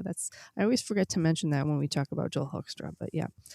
And Dean Castronovo of Journey, Bad English, and Hardline. Sorry, Dean. He's also a prolific producer, and I sort of mentioned before, but he did albums for bands like Benediction, Steven Adler's Back from the Dead, as well as bands he played in. So he was also producing like Foreigner's albums, Tooth and Nail, and all of the different mixes of the post-Dokken bands. He did some acting, and I think Dave obviously mentioned this in one of my favorite movies, Rockstar, where he played in the fictional band Steel Dragon alongside of Zakk Wylde and his future Foreigner bandmate Jason Bonham. He also contributed to the soundtrack with Milenko Matijevic. I can never say his name correctly because they call him Mike, the Steelheart guy. The Steelheart guy. Yeah, and Jeff Scott Soto, the two vocalists not actually seen in the movie because the character, Marky Mark's character, is the singer in the movie. Jeff's been doing a lot of press lately around the very sad announcement of Foreigner's guitarist Mick Jones. He's been suffering from Parkinson's for many years and has decided he can no longer tour. He does still want to make music, though, just not go out and tour. Mick being the last remaining original member of Foreigner, essentially meaning that Foreigner is basically a cover band at this point, not a single original member left. Even though Jeff has been in the band for 22 years at this point. Yeah. The original lineup is essentially gone. It's going to keep happening, like Quiet Riot and probably some other bands. Yeah. It's only going to get stranger. more prevalent Yeah. as the years go on. Yeah. Jeff's had a lot of health issues. He shares that he has to really take care of himself. He had lumbar back surgery not too long ago, knee surgery before that, both of his hips replaced. He's learned how to get his body in shape. He does hot Pilates twice a week and meditation and tries to eat healthy. There's been some controversy over his health over time and his bodybuilding. He has made several public statements about it. That when he was actively bodybuilding, which you did say that he did this to try to get closer to his son, but he also, thought that it was going to make him stronger and healthier, to have like a longer future on stage. He didn't. Yeah. Unfortunately, the steroid use caused cramping in his arms, which made it difficult and sometimes impossible for him to play guitar. And I'm not calling him out. He has publicly admitted to taking steroids, so this is public information. So we're back to talking about George Lynch, right? Yes. Oh yeah, I'm sorry. Yep. Yeah. Because I switched over. This is because I was talking about the Pilates thing. Yeah. Yes. So yeah. So George. So the funny thing is that George and Jeff live in Santa Clarita area, I think it is. Okay. And Jeff Pilson's wife has a hot yoga studio where he teaches, Jeff Pilson teaches, Ravender teaches, and George Lynch's wife also teaches. So they're all together there. Dude, if I lived there, I would go just to go. Just be like, I'm doing hot Pilates with Jeff Pilson. Isn't that the coolest thing ever? Yeah, how much to do hot Pilates with Jeff Pilson? Yeah. Yeah. So cool. In a 2024 interview, he talks about the 2016 exit of his from kind of the world of Dokken. He says, musically, we still had something left in the tank, but our live performances, I thought, weren't particularly great. And I was very disappointed with how we performed. That kind of left a bad taste in my mouth. I don't know if it would have been worthwhile doing a reunion if we sounded something like we did before that. But listen, guys get older. They lose their voices. It happens. On Don's vocal problems, Jeff says, I'll say this. I don't want to be one of those guys who's piling on Don because he's got difficulties. I don't want to be that guy. I love the guy. We've had our differences, and he's said some really horrible things about us in the press lately. I don't like it when he does that, but I don't want to be piling on with him. I sincerely wish his voice would get better, but at 71 years old, it's probably not going to. It's an unfortunate thing. He was never great at taking care of himself. Jeff is not opposed to another Dokken reunion. He still thinks they have ideas and fans would like it, but he says Don wouldn't do it as Don is happy with his current Dokken lineup. He's also pretty active on social media. He has a blog-style website at jeffpilson.com. So, yeah. Cool. Mick Brown on drums. Wild Mick Brown. Sorry, Des. Wild Mick Brown. Yep. As a child of 5 years old, he wanted to play saxophone. His fingers were too small, and he couldn't. Then he wanted to play guitar, and his fingers were too small, so he couldn't. So he started playing drums after seeing the Beatles on TV. I could be behind these drums. So we've learned that Mick has quite a big ego himself, right? So he would say, I would be behind these drums, which I regretted because I wanted to be in front. But you know what they say, small fingers. Yeah. Yeah. His guitar teacher was Mickey Hart, who would eventually be his drum teacher was Mickey Hart, who would eventually join Grateful Dead. So that's interesting. He met George Lynch, when he lived in Northern California. He had put an ad in the paper looking for a guitarist for a glitter band, and George answered the ad. They started playing together and ended up moving to LA together, where George was from. He was in a band called The Boys, as we mentioned, and Exciter with George Lynch. There was a point in his life where he had lost everything. His home, his bank, his car, everything to the IRS. He had to move home to be with his parents again.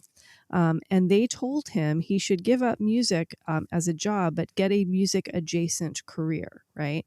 So they helped him get a job as a stagehand, and he was working at a Prince show. And one, as I said, he played music because he saw the Beatles on TV. So at this Prince show, he's like sitting backstage, like having a cigarette, waiting to have to like move some gear or whatever. And Paul McCartney walks by and he says, "Oh, Mr. McCartney, hi, I'm Mick." And Paul turns around and says, "Hi, Mick, I'm Paul. How are you doing? Everything okay?" And he says, "Well, yeah, Paul, how about yourself?" And Paul looked at him and said, "You know what? No one has ever asked me that before. Yeah, things are good." And that moment to him was not great just because he was basically, meeting his idol. But it actually told him that, it was such a big moment for him that he knew that anyone who was going to try to talk to him in the future, he would never, push them away. He would stop and talk to them and ask them how they were, no matter if he ever got big fame for himself or not. So, big Paul, moment. can you sign 100 autographs for me? Right. Yeah. He joined Dokken in 1981, replacing Gary Holland, who left Dokken to join Dante Fox, which later became Great White. Yep. He's the only member of Dokken that appears on every album, even though Jimmy DeGrasso played on Broken Bones. DeGrasso from Lita Ford, Megadeth, Ozzy, Suicidal Tendencies, White Lion, David Lee Roth, Ministry. Yeah. So he played on Broken Bones, although Mick is actually credited on the album.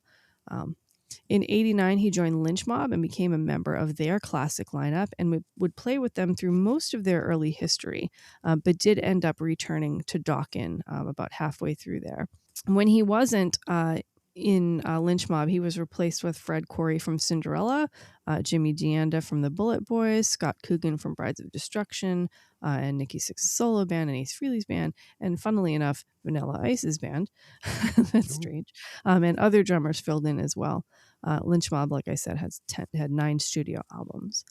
In 2003, his friend Will Twork, a lighting designer, who basically had a connection to Barry Sparks, bass player from Yngwie, UFO, Michael Schechner, recommended Mick to play for Ted Nugent's band. So that's how he got into Ted Nugent's band.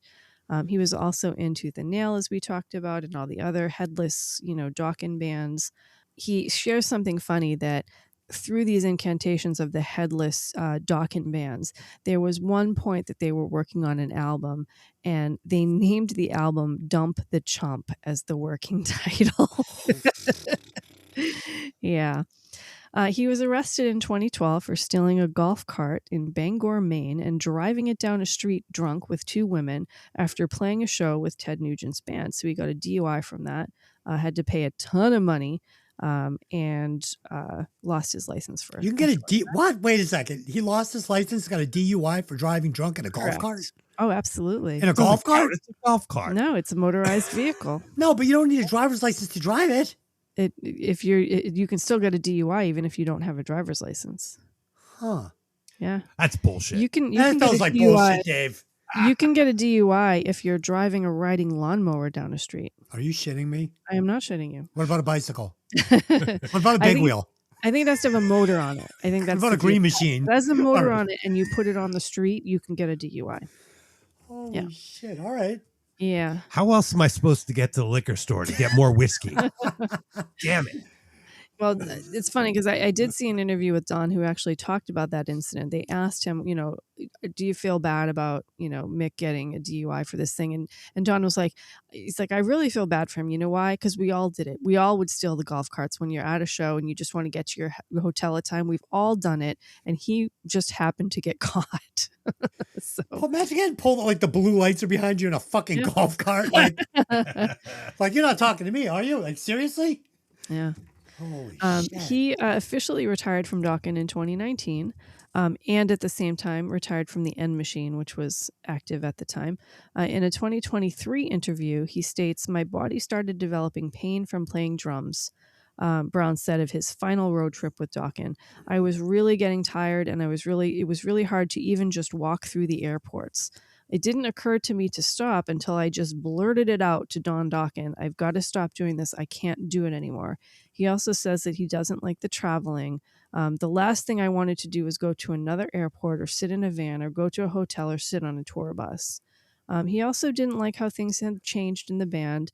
He didn't have a roadie anymore, so he had to set up and carry his own equipment. And he also no longer had any say on the new albums. He was basically just a touring member. He, reminisced, he liked the creative times when he, George, and Jeff would sit around writing the music that, would end up on the Dokken albums. Notice that he did not mention Don. He does enjoy his retirement, though. He mostly just rides his chopper motorcycle and sleeps a lot. So, All right. I like a nap. that's it. No, all right, great. A lot of good stuff there. Interesting. I got to tell you, it really made me hate this band. Yeah, I'm surprised. I honestly, back in the day, I didn't know how bad it was for them.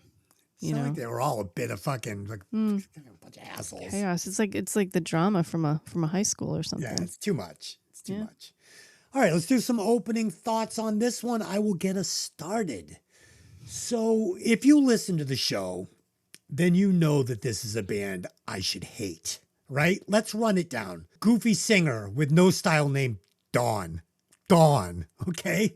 Second, we get a squeaky finger tapping whammy bar abusing noodler on lead guitar. Strike 2, hate it. Third, we get a curly haired ginger on bass. Nothing worse than a ginger in a band. And finally, every song is about a relationship or one way or another. We broke up, we didn't break up, we're in love, she's going away, she's coming back. This is the recipe for a shit sandwich all day long. Question is, did I like it? We're going to find out. Dave, had you ever listened to this album before preparing for the podcast? I have heard this one before. Back before I bought this album, I want to give a shout out. I was back in the day, I was in Boy Scouts, Troop 34, Woodbridge, New Jersey. Nice. And there was this guy in the troop named Darren. He was a metalhead burnout guy who drove a Camaro, and he was a Dokken fan. Super cool, right? Yeah. He inspired me to find out more about these guys. And Under Lock and Key was, I think, probably the first metal cassette tape I ever got. And I think Darren later went on to become a chef in Woodbridge, New Jersey. So hope he's doing well. Yes, I had this album on record. And can either of you guys guess where I purchased this album on vinyl? Vintage vinyl. You got it. Vintage vinyl in Fords, New Jersey. Probably a few years after it came out. I think it was in the used record bin for like $3. Big difference from buying records now. Prices are insane. I will buy CDs now all day long, but there's no way I'm buying records again. I'm going to open a record store. I'm telling you, man, it's time to open another record store. We're doing it. VVR Records. Yeah. Anyway, so yeah, I loved the Dream Warrior song and the video, and I liked the Burning Like a Flame single. None of these other songs really stuck with me. So aside from those, it's a pretty fresh listen. The album felt pretty removed from that Nightmare on Elm Street, though. The song had been out, like we said, almost a year before they tacked it onto this album. So it kind of felt like old news by the time Back for the Attack came out. So, Dave, I'm not sure now. The Boy Scouts credo, isn't that what happens in the woods stays in the woods? It is now. Yeah, that's after my time. You know? Dave, you homophobe. Lisa, go ahead. I didn't know Dave was a Boy Scout, so this is new information. Want me to edit that out? How long were you a Boy Scout that you were a Boy Scout at the same time you were buying metal albums? Like, aren't kids Boy Scouts when they're like 6 and 7? No, that's Cub. That's Cub Scouts. Then it's Boy Scouts. Then it's Eagles. I think actually before, I forget what age you start Cub Scouts, but they had. I don't know if they still do, but for a while they had for little kids they had like Tiger Scouts or some. Oh, so there was something even before like Cub Scouts. Yeah. And then Cub Scouts was like, 8 to 11 or something, and then you would start Boy Scouts around 11 or 12. Fascinating. Yeah, and then when you're 18 you're out. And then Chris Hansen shut the whole thing down. Yeah, I have a coworker that is a Boy Scout leader, and his son is a Boy Scout, and they are all about it. It is a lifestyle. Yeah. But I wasn't. I don't think they had the real junior scouts when I was that age. But yeah. Dave, you still got your badges? Mm. Probably have a do. couple somewhere. You do? Yeah, I know you do. They're in a box somewhere. I was in the Cub Scouts, and then I was in the Boy Scouts from the time I was 11 until I was 18. Oh my Dave, God. Dave, this is a special patch that you can't tell anybody about. I didn't get that bad. I'm sorry. I can't help myself. I find this funny.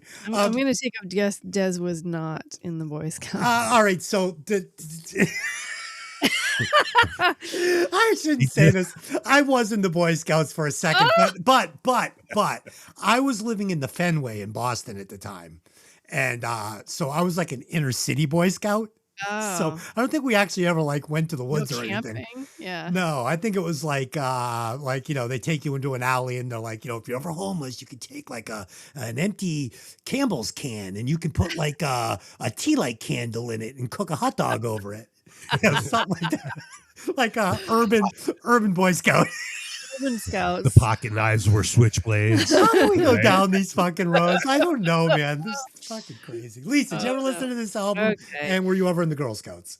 I was never in the Girl Scouts. I was a brownie, which is the pre-thing for Girl Scouts. fucking And killing that me. Cub did Scout not equivalent. last. I will tell you that because I was not one for authority. So that lasted like Oh. 20 seconds, and I think they kicked me out. So. I ate a lot of brownies when I was in the Cub Scouts. Keep going. That old joke. That's terrible. So bad.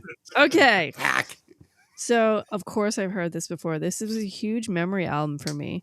I actually loved Dokken back in the day. They were one of the first handful of bands that I actually saw in concert. And I actually saw them live before I owned any of their albums.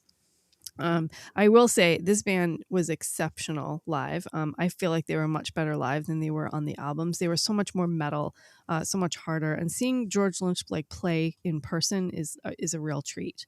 I've seen them quite a few times, but never since the original lineup broke up. I've never seen any of the new members. Not that new guitarist who's pretty good, John Levin. I've never seen him either. I've just never had the opportunity, never went out to see them, never did it on purpose. Full disclosure, Nightmare on Elm Street Part 3 is one of my favorite horror movies, and I still stand by that today. Nice. After hearing Dream Warriors, I bought the single. That's what they called them back then, right? The Yep. single. Yep. So that would have been before the album came out. So I had that. Nice. And you are right. It was significantly a long time before Yeah. this album came out that the single was available. Yeah, great song, great movie. My memories aren't quite accurate on the band based on how important that song was for the movie. So we'll talk about that when we get to the song. But there was a time, I will admit, in the mid to late 80s, I want to say like probably a little bit before this album came out, 87, 88, that if I was asked what my favorite band was, I would have answered Dokken. It was a minute. Nice. Yeah. Wow. Didn't last very long, but yeah, fact. So We'll get into my experience as well. It's kind of similar to yours, Lisa. I agree too. They were very careful in the studio, and Yeah. they definitely let go a little bit live. yes. So, all right, let's rate the singer. As always, it's 1 through 100, 25 on hair, 25 on style and stage presence, and 50% on vocal talent. I will get us started. Dawn has terrible thinning hair, even back in the day, and it is so boring. So he gets 7.1 points there. Dawn had almost zero stage presence and horribly bland style. So he's going to get another 6.9 points there. And as a singer, he is a pro. Is he amazing at anything? No, but he's great at everything. So I'm giving him 40.1 points there for a total of 54.1 points. Dave. I'm giving Don a 13 on hair. It was never great. It just kind of existed. And there was always a lot of hats and headbands. Oh, yeah. So we've got to wonder if there was something fishy happening. Oh, yeah.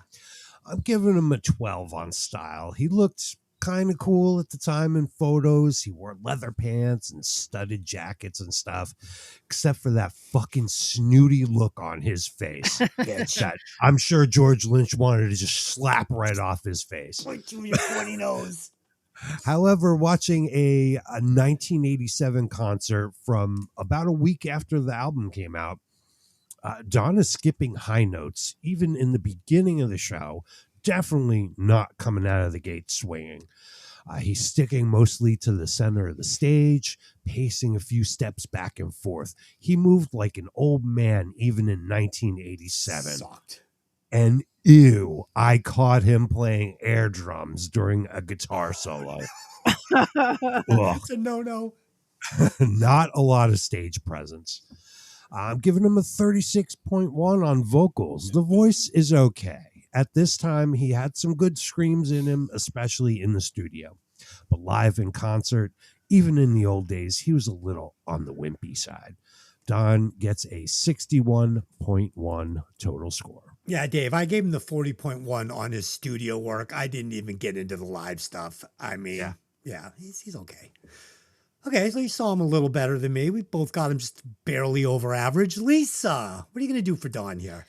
Oh, this is a hard one for me with Dokken, being at the top of my favorites back in that time. I had to go back into my memories of the shows that I saw. So I plant myself at almost every show on the right side of the stage, as close to the stage as I can get, because that's usually where the guitarist is, right? So that's at every single show. No matter the band, no matter the act, even at a synth act, that's like my spot, right? Wait, so Lisa, you're getting ready to buy your tickets for Dokken. You're gonna go down to the local Sears, right? Yep. You're gonna stand in line and get your Yep. tickets. Ticketron. So you're looking at the paper chart they give Yep. you to look, and Correct. the chairs closest to the left side of the stage up front, just for every show. Right side of Right the side. stage every time. Yeah. Okay. I Yep. just wanted to paint that picture. If it's general admission, I have to get there early enough so that I can get into the right side of the stage at the front. That's Okay. and even to this day, I do that. now. Okay, because you're a professional, so I want people to I'm a know what you should professional, be doing right. if you're going to a show. Yeah. Okay. So you know that the right side of the stage where the guitarist is, that's where George was, right? So he is a crazy showman, right? He's doing all sorts of crazy moves and he's bending down, he's throwing stuff around, he's interacting with the audience and blah, blah, blah. And to be fair, when you watch the live shows, Jeff is doing the same thing on the other side of the stage with his crazy moves and jumping around and interacting with the audience. I didn't even notice Don. I didn't notice Don back in the day. That's bad. And I didn't notice him now. And we've talked before about how, when you have a really, shining guitar player like in Poison with Bret Michaels versus CeCe. Now, CeCe had a big stage personality, right? It is hard to control an audience when you have somebody like that in the band. This is what Don was dealing with. And not only that, Don didn't have anything behind him at all, right? So he had a big job trying to outshine the two of these guys who were jumping all around. And like Dave said, he stayed in the middle of the stage. He kept to himself, didn't move around much. I almost felt like he was trying to hide behind the microphone. I know you can't hide behind a microphone, but I think you kind of understand what I'm saying. Almost like he's cheering on the other guys. You'd have to He'd be really skinny. Yeah. Yeah. So he's looking more like a metal singer. He's wearing leather head to toe. He often had that. He had a cool hat game. I'll give him that. That wide brimmed leather hat with the conchos on it. It was pretty cool hat. Fine. He was almost always wearing sunglasses. This is another reason why I felt like he was hiding. And I'm wondering really if he might have had some kind of stage fright or something back in the day. So I tried to listen to what he was saying to the crowd, and this is where it got really, really bad, right? You know how a good singer, a good frontman is going to have some banter with the crowd. They're going to know about the city. They're going to say some fun things, and maybe things that are a little outlandish. So he's saying like, "Hey, are you ready? Here's the next song," and like stuff like that. Or, "You're party people," and I'm like, "What is happening?" Like it was so cringy, awkward.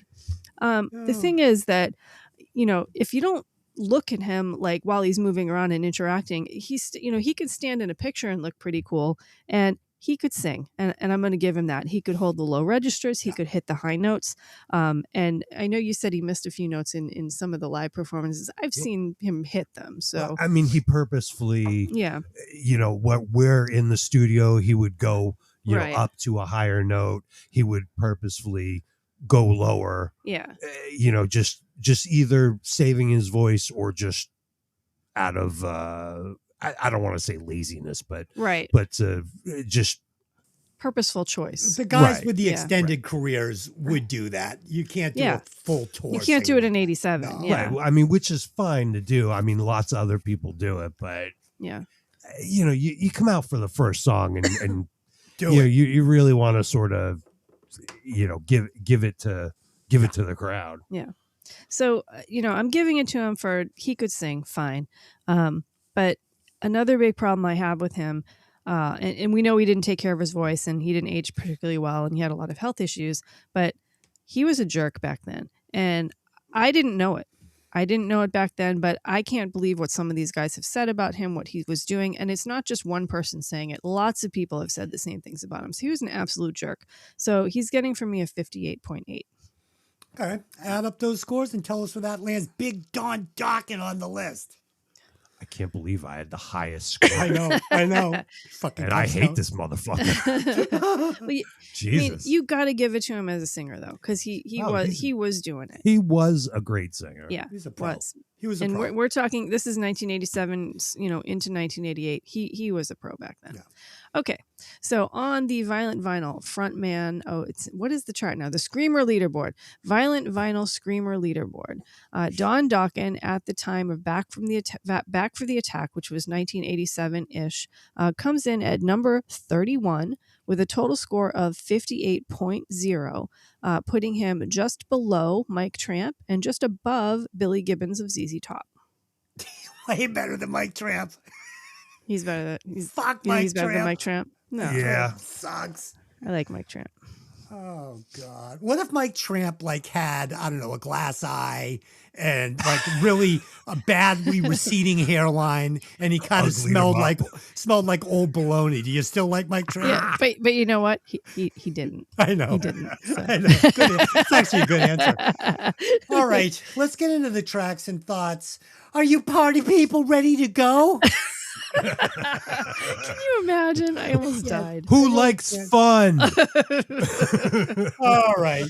Coming in at number 1, we have Kiss of Death.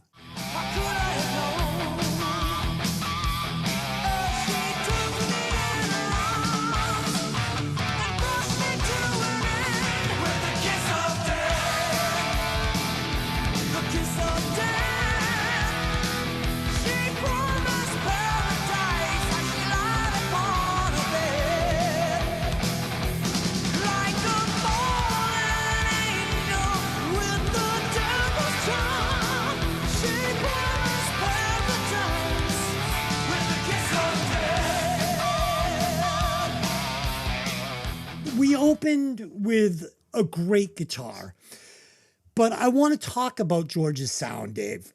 It's a very interesting sound on this album. And Lisa, you were kind of talking about it earlier, how they were sort of innovating here, if you will, right?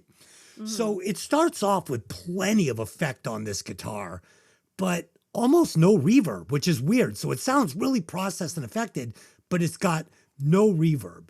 And for every section of this song, they adjust the sound on his guitar for the section of the song. And you don't really hear this a lot back then. Like Warren DeMartini just had a sound and he pretty much played it for the whole song. And yeah, it would pop up and boost during the solos and licks and stuff. But for the most part, it's the same guitar sound for the whole song, not on these Dokken songs. So this intro riff, we're going to get this really affected guitar with almost no reverb. During the choruses, it's actually soaking wet with reverb, soaking, like dripping. And it's pretty interesting to listen to. It really caught my ear. As for his playing on this track, he is ripping. Do I think it's too much whammy bar? For anybody else, yes. But George Lynch, in my opinion, has earned the right. This is the sound of Dokken. I know George Lynch's solo 2 seconds into any song. Like I listen to it, I know his sound, I know his style. It's so recognizable. So for better or for worse, he's earned the right to do what he's doing. The drums and bass, they just sound warm and full. They work. They're the perfect backbone for Dokken. I mean, do I want more bass? Do I want it punched up? Absolutely. But it's fine and it works and you don't think about it. And that's really the mark of a good backbone to a metal album like this. It didn't have to be more than it was. It was perfect. And finally, the vocals. Like I said, Don, total pro. He sounds great. Are the vocals super cool or interesting? No. Do I love the lyrics? No. but it all sounds good together and it makes Dokken. And finally, the song has a great arrangement with like a legit 80s chorus that you can remember. And that is going to be recurring on this album over and over and over again. These guys knew how to write a catchy chorus that sounded pro. So I like this one out of the gate just fine. Dave. Yep, starts with a rockin' George Lynch riff. It's a really good guitar sound. I didn't really hear a lot of effects on it. I heard a lot of gain, a lot of distortion. Not really any other effects though. No, I did notice that it was very dry, where a lot of other albums would have had a big reverb on it, or some echo. Very dry. Present. Yeah. And then it's over a minute before the lead vocal comes in, and that totally works for me here. The drums, as usual for Dokken, are a little reserved and processed, little drum machiney. Lyrics are a little cheesy, but the chorus is great for 80s metal. The guitar solo echoes Don's scream going into it and takes over. And impressive licks, of course, fast playing and whammy bar action. Unfortunately, the solo just kind of cuts off when the lead vocal comes back in. They felt like they could have made that transition a little smoother. This would have been a better choice for a single than some of the other songs that they did pick. But good screams from Don Dokken at the end. I like this one. Dave, did you notice though how they were just dumping that reverb on and off throughout the song on that guitar? Yeah, they really switched up a lot of his guitar tones. Here.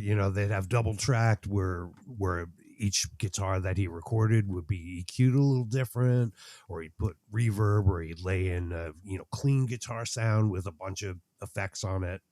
Just all throughout the album. Yeah, I mean, like you said, usually you would hear a lot of effect on this opening guitar riff, and to have it almost bone dry was really cool. And, I guess you're right. It's just not that the guitar had a ton of effects on it, but it just sounded like transistory and very compressed and very like just manipulated to me. It didn't just sound like Mick Mars, like plugging a guitar into a Marshall amp. Like, I mean, all this guitar, like his solos and stuff, just tons of gain, tons of compression. Okay. And yeah, that's kind of very, very, very, hyped up Gotcha. to so he could play like he plays with all the tapping and stuff. Gotcha. Lisa. I think you're right, Dave, that this should have been one of the singles. Yeah. This is a pretty solid song. So Dokken has a sound, right? Like you can recognize a Dokken song pretty much anywhere. And here we are. This is the sound, right? I immediately remembered the opening to this. Now, back in the day, we used to actually listen to our albums all the way through. So this being the first song, of course, I'm going to remember it. In an era of sticky, sweet, pop glam, this one really stood out for me because it was more metal. It was more metal than Poison and Bon Jovi, but not too metal like Megadeth, Metallica, Iron Maiden. It like sat somewhere in the middle. It was the perfect place for me to be. The production to me is different than like the glam albums of the time. Guitars are way up front, sometimes even over the vocals. While I can hear Don, it's his sound and George's sound are kind of on the same level in the front. George is obviously playing licks through the entire song. And, the guitars obviously are the kind of central piece here. My only big criticism is the lyrics. There's a lot of lyrics for this song, and here and there we get some good lines. So we have like a fallen angel with the devil's charm. You know why I like that? Because it's about me. Fallen angel. If you want to follow me on social media, Fallen Angel, AINGEL. So, yeah. Okay. All put together, the lyrics become really, really repetitive, especially when you get into the hook. It feels like it's written more like a poem by an angsty teenager than it is as a formed song. The guitar solo is, of course, over the top, especially for a metal song. There's lots of notes, a little more guitar virtuoso than I expected it to be. There's even some fun, like little synth effects at the end of the song. I don't know if you caught that. And we get the great metal high note from Don, which he could do back then still. In the playout, it seems like George is trying to fit every single note on the entire guitar into this play out, which he seems to do. He did it on his solo album. He kind of does it all over the place. I think there were a lot of personalities in this band, big personalities, and you can feel in this song, and I didn't notice this back in the day, but you can feel the struggle for control between Don's vocals and George's guitars everywhere through the song. While there wasn't an official video of this song, it's actually amazing to me how many guitarists have put out guitar solo or riff like covers of this song. It must be really hard to play because there's lots of people trying to teach other people how to play it. There's also a video of Dokken playing this song on the Monsters of Rock cruise in 2025. Obviously, Don is the only original member, but again, they have that killer guitar player, Don Levin, that hits every single note perfectly, and that is not an easy thing to do. You know, at day job, he's a lawyer, so, you know, he's a busy guy, but he's been in the band more than 2 decades. That's longer than George was in the band. You know, if you're not going to have George, then this guy was a good replacement, so. Yeah, it's going to come up in my notes too. This isn't even the worst song where George starts, you know, overpowering Don during like a verse, which is just it's purposeful, no good. I think. So, yeah. Yeah. All right, coming in at number 2, Prisoner. Someday, an answer will come, 'cause there ain't no way to escape. Baby, I'm a prisoner. Oh, chained by love. It's so easy to see, I could never be free. I'm a prisoner, chained by love. Chained by love. So this song for me is just good hair metal, right? I mean, that's how I live. It's just good hair metal. The production on this album just captures a moment in time perfectly. It makes me feel nostalgic for my teen years and this style of hair metal. I mean, remember, Dokken is one of the founders of the genre. So when I'm young and I'm listening to a lot of these albums, you know, like when I first am, you know, discovering Dokken, there's not a shitload of bands to choose from. It's not like Faster Pussycat, Guns N' Roses, LA Guns. Like, this stuff doesn't exist. So, you know, my young, unaware mind absorbed Dokken. And these songs, they sound very familiar to me. Like this album for me, I knew every single word to every single song, like I had been listening to it on rotation yesterday. Again, the song checks all the boxes for the time. Good vocals, big backup vocals, good guitar solo, solid chorus. I mean, if Rat was a glass of chocolate quick made with whole milk, right? Then Dokken is a glass of strawberry quick made with like 3/4 of a scoop. You don't quite have enough left in the tin to do a whole glass. And all you've got is skim milk in the refrigerator. It's bland, but it still tastes good. I don't know. Dave? Prisoner was released as a single, and according to Wikipedia, went to number 37, snooch, In a row? on Billboard's mainstream rock chart. By the way, this chart was launched in March 1981 as Rock Albums and Top Tracks, went through several name changes, and finally arrived at its current title, Mainstream Rock, in 1996. Bet you didn't know that. You did not. So back to Prisoner, this is what you guys mentioned in the last song. The quiet parts of the verse in Prisoner, the guitar is louder than the lead vocal. Definite competition for attention in this band. The song to me seems a little underwritten. I felt like the lyrics would fit better in a 60s soul song. Good solo, though. More layers to the guitar than Yo Mama's chocolate cake. Uh, Lisa. so this song doesn't feel as metal as the first one. We're back into the glam world, a classic glam arrangement. Easy to figure out where you are. We know where the chorus is. We get a dark chorus in minor chords, beautifully arranged pre-chorus that drops directly into the chorus. We get a bright, happy major chord tones for the hook, and there is a hook. And if anything, maybe it's a little bit too predictable, but at the same time, I think this is what you were touching on, Des. It's comfortable in a way that Okay. last week's album wasn't all that comfortable for me. I'm always in the mood for artistic music like we had last week, but sometimes you just want the cozy blanket of arranged glam, right? We got a good bridge leading into another wild guitar solo. Still, it fits the song here, though. I actually expected a shreddy solo here, and that's what he gave us. They give him tons of space, too. And my note is they don't cut it off too quickly like they did in the last song, which is, I think, what Dave said. The lyrics are a little too simplistic again. I'll give it to them for an organized arrangement and a strong hook, but it's a little underwhelming. We do have a story, but I want it told a little bit more creatively. So some of the lyrics, stop thinking that it's all in vain. You keep trading your love for pain. Really? Like, really? I'll say, though, this is a band that loves their chains. A prisoner chained by love this time, breaking the chains. Lots of chains going on in this band. No Sure. play out here, just a bit of kind of rolling around the chorus towards the end and like a stick ending. Nice to see a stick ending here. I didn't remember many stick endings from this band, but here is one. I would have liked to see a little more vocal styling at the end with some high notes and something to make up for like the lack of razzle dazzle in the lyrics to make it more interesting. We didn't get there. Still a strong song. I definitely remember these, solid musicians. No weak links here at all. All corners are bringing it, and we've got a thick production for just one guitarist. And I know they're layering guitar tracks here, but just want to throw out some kudos to Jeff Pilson, who may have become my kind of favorite guy in this band.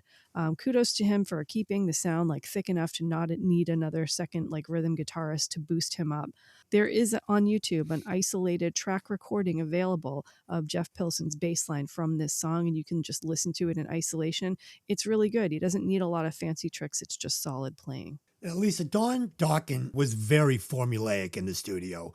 He did not want to take any chance. He's like, this sounds good. This is the formula. This is how you This do is a how song. you get on the radio and make money. This is how you, yeah. We don't need to do any sha-na-na-na-na-nas or anything like that. Like, so yeah, it's careful. It's very careful. Coming in at the number 3 spot, Night by Night.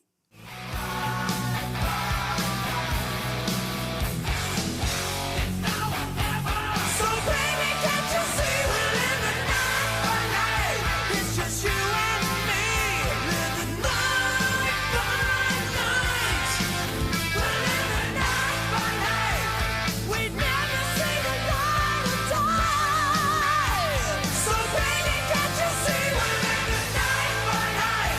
Yeah, we're living night by night. The night is all that we need. So this one has some interesting things going on. Some work, some don't.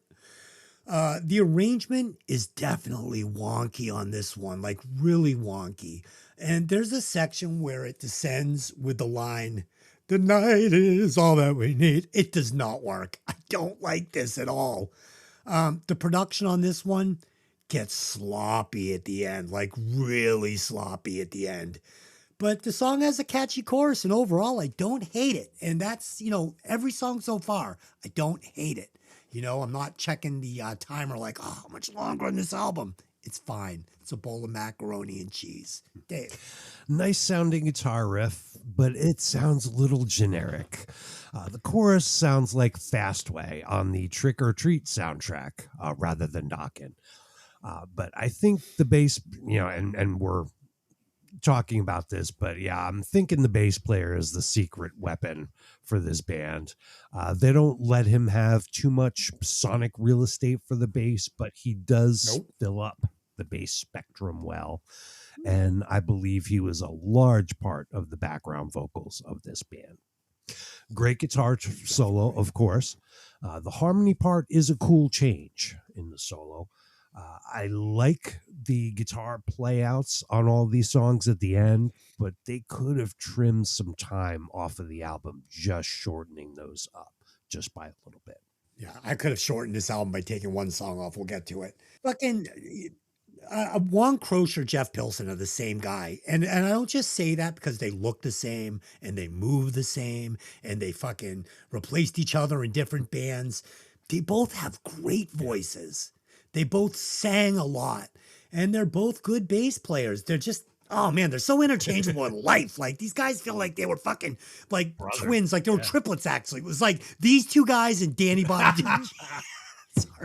Sorry. Yeah, I met Danny Bonaducci at a fucking Mexican food place in Hollywood. We were playing there, and our drummer, we're sitting at a table, we're drinking, we're eating, and our drummer comes up and he goes, "Guess who I've got?" He goes, "Danny Bonaducci." And Danny Bonaducci comes in. He was so cool. He was just one of the guys. He's like, "What are we doing?" I'm like, "We're drinking. We're having Mexican food. Come on, Danny, sit down. Let's party." He was like, "Let's do this thing." Nice. Yeah, it's so cool. Sorry. Keep going. What are we doing? Now, I like the riff that started up this song, and I think Dave said it was kind of boring, right? Generic. Yeah. Well, I here's didn't mind it, but it was, it just sounds like a lot of other bands. The album cover should have been white and it should have said hair metal in black letters.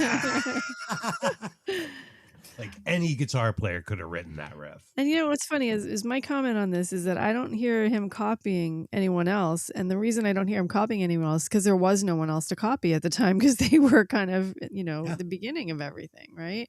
Yep. So I just got finished saying that the arrangements on this were like a comfortable blanket, right? Here we are on song 3 and we have the same arrangement again, and now I'm worried I spoke a little too soon and it's going to be the same on every song. I'll give it to them though. 3 for 3, we have a recognizable and singable hook. I'll say that on this one, I love the transition from the chorus to the bridge and the bridge to the guitar solo. Really masterful transitions, particularly on this song.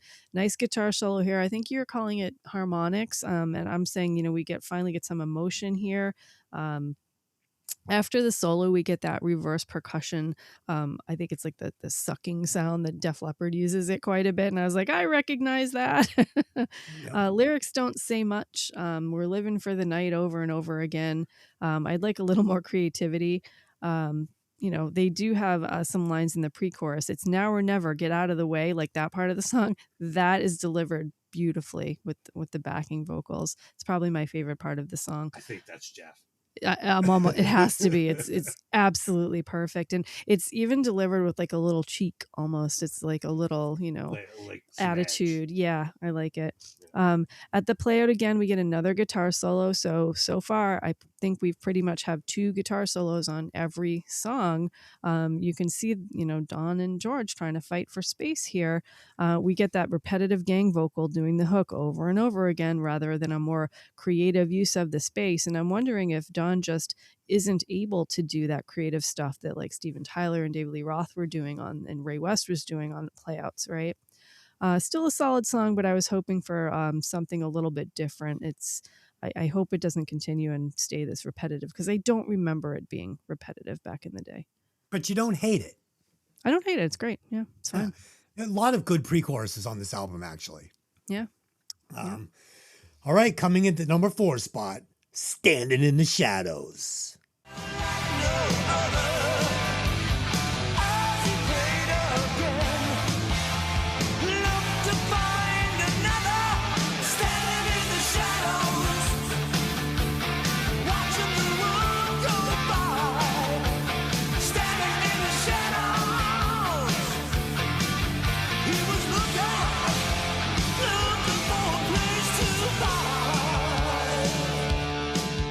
All right, so this finger-plucking opening guitar riff is a George Lynch special. You'll hear him use this on that song, It's Not Love. Opens up with the same riff. I mean, literally same riff. And I love it. It's really cool. It's a fun riff. My only knock on this song is Don's performance on the verses is just so uninspired. It's good. He's fine. He never gets wonky. He never misses notes. He never sounds pitchy. But it just is uninspired. And you couple that with these over rhyming lyrics, and it falls short. These verses are not good. But this pre-chorus is awesome and super catchy with great harmonies leading into another great chorus. George rips another great guitar solo, and I do recognize him as a guitar hero, like I said earlier. But while I'm listening to this album, he is lacking the melodic moments of feel and control that make guys like Warren DeMartini or Tracy Guns like just better. Just better. I don't know. Dave? Very Dokken-esque beginning with some reverse drum reverb effects added. Low bass. That's got to be a 5-string that we're hearing on there. The lyrics are terrible, very generic. Terrible. I think Don is the weak link in this band.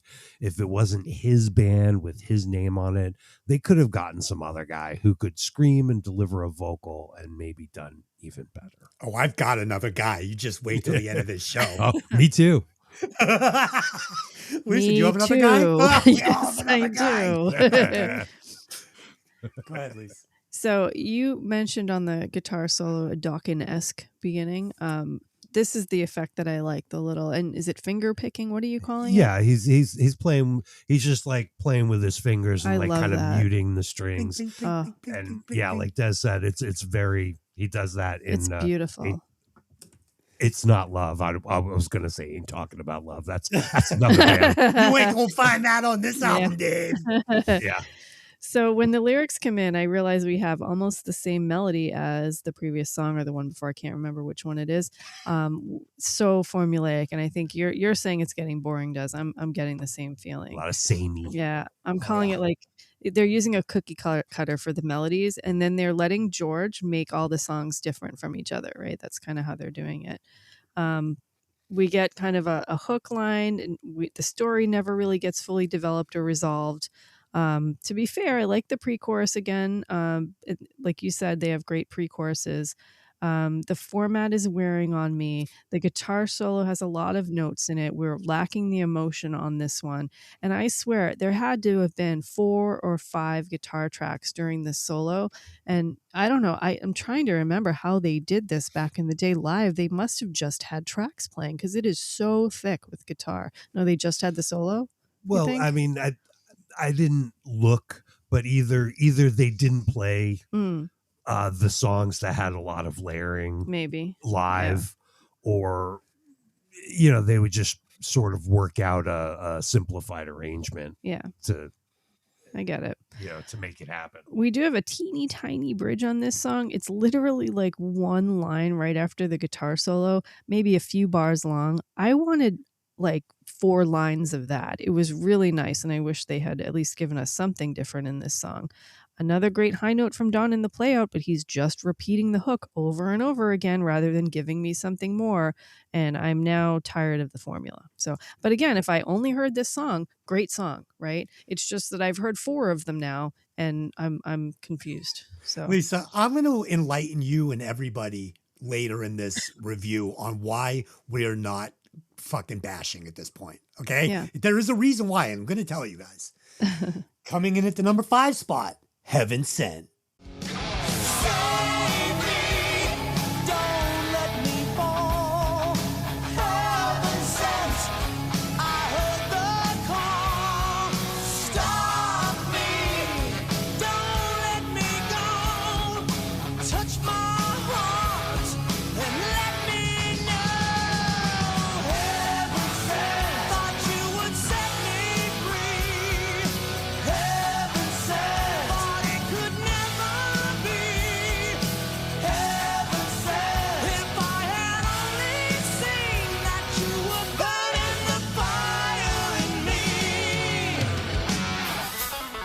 So we get another love song that I don't hate. Dawn sounds great here under an ocean of delay. An ocean of delay. He is adding a little bit of spice on his vocal here. And I mean just a little bit of spice. I mean, this whole thing is so fucking sterile. That's the word for this album. It's sterile. We get more great dated 80s backing vocals. and another solid chorus. It's another solid, bland Dokken song that I don't hate. Dave. Yeah, this one was released as a single. What is this guitar tone in the beginning? I used to get the same sound with my practice amp and a distortion pedal when I was 13 years old. Oh, shit. Like, put down a separate guitar track with a more appropriate tone. But once he turns it up and the band kicks in, it sounds great. But this was a little questionable. Here's some wimpy keyboards in the background and even some tambourine trying to sell out. Are we, boys? The rhymes are so basic and cheesy in the lyrics, but it is a great guitar solo. The notes that George ends the solo with are so raunchy. I love it. The rest of the song is just the chorus over and over again. They do have a video for this one. Why in the prime MTV years are there so few videos from this album? I guess this one is like a New Orleans vibe. The band performs in a cemetery. They're hanging out in an old-timey hotel with a fat lady for comedy, and then a random rock video chick walking around. It's fine. But yeah, the song's okay. Like, was she a great big fat woman? Lisa, go ahead. This is a very long album, and 4 songs in, and I'm actually ready for a slower tempo song now. So I was relieved when this came on. We have a kind of a similar melody pattern again. We do get a great pre-chorus. When the "Save Me" comes in, it's almost like we have 2 hooks in this song, which I really like. Yes. This song is a huge memory song for me. It's finally got a little bit better and in-depth vocals. He has some instead of just sounding like he's reading the vocals off of paper, we actually get a little attitude, a little emotion, a little difference here. Even though the lyrics are a little better, they're still a little lacking. But there's some nice blending of the lyrics into the music on this one that I think the other songs were maybe a little bit stiffer. My memory of this song is a really heartfelt love song about a girl he was so thankful for, but turned out to be a mistake. Not a lot of depth. When you put this against "I'll Remember You" or "Every Rose Has Its Thorn," or even something maybe more similar like "Still of the Night" from Whitesnake, it doesn't hold up as well as some of those other songs. Yeah, it doesn't pop. Yeah. Nice bridge in here leading into the guitar solo. Guitars are really strong in this one. And again, we have the layered guitars, but in this song, I absolutely love it. I'm not kind of angry about it and wondering how they do it live. I actually love the layering on this song. It's pretty heavy for a power ballad. And we actually get a stick ending, strange for a power ballad as well. But we do get a second guitar solo again. And I think on this song, it was really needed, particularly for how long the song is. I think it's over 5 minutes long or something like that. So we needed something to fill in the space because we know the vocals weren't going to do it. 4:53. Yeah. So this one has a video, like Dave had said. We have this anonymous older lady who seems to become a younger lady, and then they're playing in a cemetery and it looks all gothy. And I'm like, this isn't a goth band, but they're trying to look gothy. And Don's always wearing black from head to toe, so it looks super goth if you turn the music off. but yeah, we do get. They're just being spooky. Just being spooky. Put typo negative behind it. Yeah. The band looks, pretty interesting and cool, and they've got their big hair and all of that. It's not like they're doing the shirtless choreographed spins or anything, they're just kind of playing. The part I like the best is we get this backlit silhouette of George playing the guitar solo that it reminds me of the Lost Boys. It is my favorite part of the video. I love it so much. They repeat it a little bit. Absolutely. And his George's personality and his big ego come through on the whole video. We've got some strange New Orleans characters at the end, but like Dave said, this was a big time for video, and they had an opportunity to do something new and different that had never been done before, because not a lot of stuff had been done before, and they created something that maybe didn't pop enough again. So they could have definitely done more with this. Yeah. I don't know if it's the band, or maybe they just had a director that didn't quite get where they should have been. I mean, we're thinking this was probably 86, 87 when they were recording this stuff, right? How could they not have known how important videos were? Like, Yeah. that's just my feeling behind it. And I mean, you could have even kept, the concept and the New Yeah. Orleans and the spooky and all that kind of shit. You could have done more with it. Mm. I mean, Dave, you talked about the tambourine, and Lisa, you talked about songs like "Every Rose Has Its Thorn," Yeah. and the problem is this song needed more cowbell. No, More needed tambourine. it needed more tambourine. It needed a wood block. It needed Yes. a stripped down guitar solo that made Yeah. give you the feels. This band was just sterile. They needed to give you some little bass pops and some little drum accents, but none of that happens. It's just like this is bridge, verse, chorus, solo, and it gets a little bland. It just does. Coming in at number 6, Mr. Scary.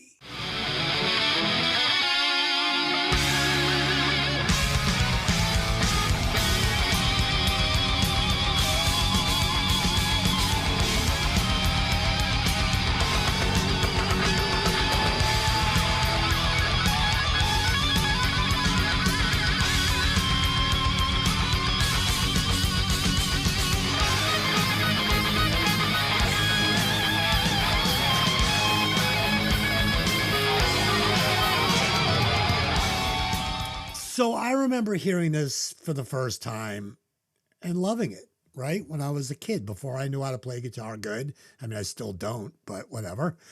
And it still sounds cool to today. I mean, I listen to it, I'm like, yeah, it's pretty cool. I mean, George, here's the problem. George is a wild stallion on guitar, right?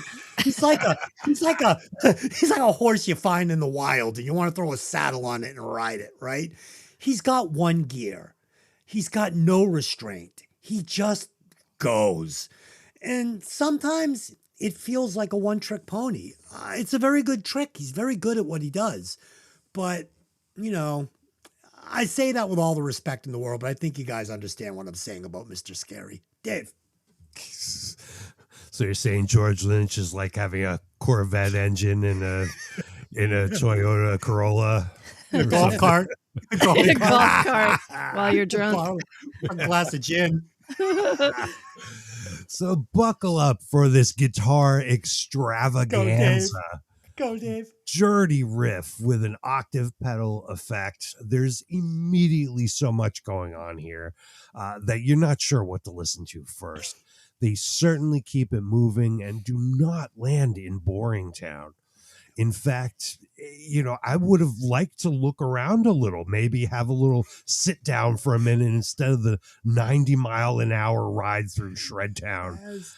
The tempo of the song is not fast, but by the time you're digging on one thing, it's already in the rearview mirror and he's on to something else.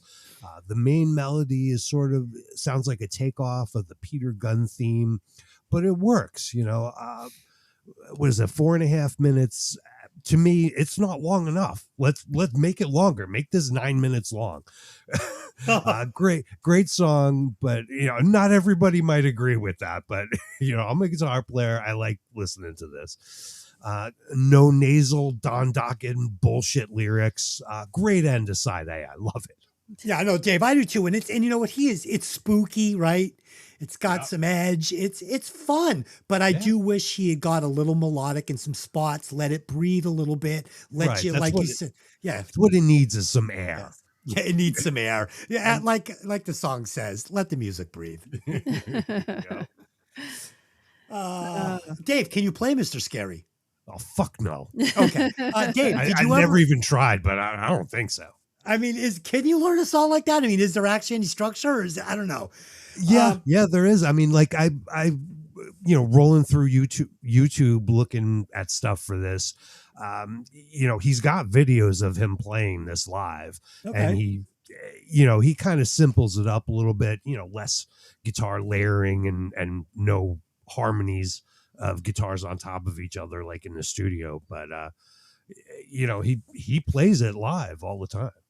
Dave, did you ever have that trendy guitar pedal? It was the Rat. It was all black. I have a Rat pedal. Oh, Yeah. do you It's still one, have a Rat? it's one of the best distortion pedals that they've ever made. Rat is awesome. I remember That's getting like my it. secret weapon distortion pedal. Oh, that's so cool because I remember back in the day it was so trendy. Like everybody wanted to get their black Rat pedal. And I got mine. I was like, "This is great." Yeah, it's one of the best ones you can get. Oh, that's cool. I love is yours vintage? I have a vintage one, and I have a newer. Wampler makes it. I think it's called the Rat's Bane, and that's like their version. Now we're into like serious guitar nerd talk here, Okay. but it's like their version of the Rat pedal. Because my old one, it needs some TLC from a technician. So important question. What is better, an original Rat pedal if it's in perfect working order or a 2020s version of the Rat pedal? They're both good. They're both good. I they still do. Proco is the brand that makes it. They still make a version of it. Over time, they have changed some of the components and stuff. So there's very, very small differences in sound that I guess if your ear is sensitive enough, you can hear it. And they made different versions throughout the years of classic Rat, and they've made a double distortion Rat and stuff like that. So they have made a couple different flavors, but as far as the basic version of it, you really can't go wrong. I mean, either one, whatever you can get your hands on. If I was going to get one for nostalgic reasons, I would go on eBay and look for like an early 90s Rat pedal, like original. Yeah, no made in remake. USA. Yes, I Sure. want the original. I want it with a little, like, I don't know. Yeah, and it costs you about, I don't know, 150, $200. Yeah. Some of the some of the like the classic ones from the early 80s can get up to $300, $400, $500. Wow. Cool. Yeah, the big box. I would have to look for like the rookie card Rat pedal, like the first year. I don't know. Lisa, That's big bucks. we've wandered down a weird path here. Go ahead, Lisa. Talk about Mr. Scary. I've been daydreaming for a little while. I'm gonna come back now. She tuned out yeah. from So, the guitar nerd talk. Mr. Scary is the name that George actually, it's kind of like his nickname, like Wild Mick, right? This Right. is Mr. Scary is kind of George's name. And he actually uses it, even to this day on his guitar company. Persona. So yeah. This one opens like pure metal. We've got a double bass from the percussion, a total like metal riff, and maybe even a little bit spooky. Yep. This was the time period when I was heavily into instrumental guitar stuff. I was listening to Steve Vai and Joe Satriani and Ingrid Malmsteen, anything I can get my hands on. So I was really excited when this song came on. This album has been a showcase of Joe's talent, of George's talents up until this point. They've kind of almost built the songs around him, and I almost feel like this could have been a George Lynch solo album if John Dokken wasn't involved, right? This song is great. I love the guitar work. I love Jeff's supporting work on this too, and how the drummer really got to shine a lot more in this song. And I'm wondering if all three of these guys were held back a little by the song structure that they had to work in, and they really got to kind of open it up on this song. Definitely, Yeah. Lisa. You make such a good point there. They're playing so much better on this. Yeah. And going forward, they would play a lot together without Don, and all of those songs in the future would be great too. So I think Don was the poison in the soup, if you will. Yep. A side note, the song has a very noticeable structure, even though there's technically no chorus and no pre-chorus, and there's technically none of that. It has a structure that you can follow with a central riff theme that's built on like throughout the song. Yep. Even with all the different mini solos and everything, it's held together by this central melody, like a central idea that doesn't allow this song to wander too far off into like a Fish jam, right? Right. It's definitely a structured song, and it reminded me so much of Joe Satriani's Surfing with the Alien album, that kind of style. I absolutely loved this song. I'm going to say something really controversial here. If Randy Rhoads had lived, I imagine, because he had made statements before he died that he wanted to go back to classical guitar, right? He wasn't interested anymore in playing rock and roll. my theory is that if Randy Rhoads had lived, I imagine that this style, that this kind of structure is where he would have gone had he not passed in that horrible accident. I would love to see both Des and Dave try a song like this. I know Dave has just said that he wouldn't be able to play it, but I'd love to see you guys try to do your own song like this. And I think that this song, even though it was a longer song, was not long enough. Yeah, I play guitar like the guy from the Dogs D'Amour. I'm not a good shredder. I can shred, but it's fucking terrible. It's terrible. But I think if you and Dave together like did a song and structured something like this, I think it would be amazing because Des would keep the song on track and Dave would do all the little tricks in between, and I think it would be really cool. I'm putting my money on Dave's ability to play this. if I have to be a betting man here. Okay, if I tried though, I'd probably use my BC Rich bitch, and if I would go And a rap pedal. Yeah, and a rap pedal. There you go, and you're good to go. All right, so that ends side A of Back for the Attack. Let's head over to the Should They Have Made It segment. This week's band is Alley Cat Scratch and their song, Stiletto Strut. Let's roll it.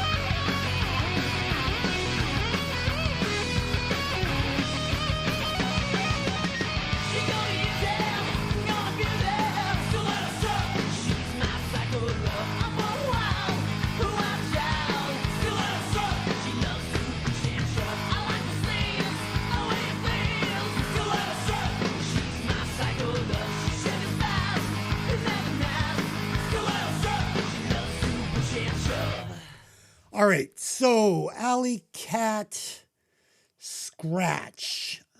These guys look great, right? So the band is tight. They're ready to go. They look great.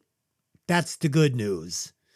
The bad news is the singer, though not terrible, rubs me the wrong way. I could not hate his style or his delivery any more than I do. And these lyrics are laughably bad. So for those reasons, these guys are a no for me. And the score is a 65.1. The singer torpedoes it, and the lack of songwriting in the lyrics is just unforgivable. Dave.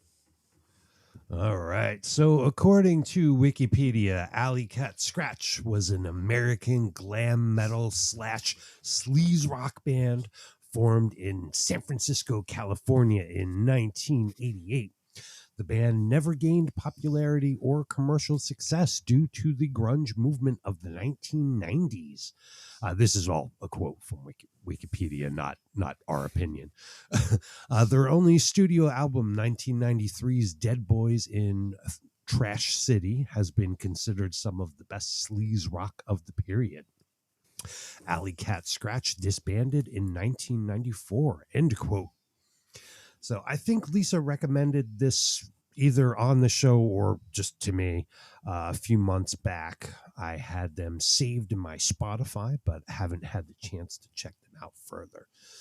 So I listened to this, and I heard a cool, muscular bass intro. Sounds a little more modern than 1993, but very cool. Definitely hear Vane influence, that San Francisco sound. As well as some Pretty Boy Floyd influence. Oh, yeah. I like the song. Feel like it could have been longer, but you're always better off going too short rather than too long.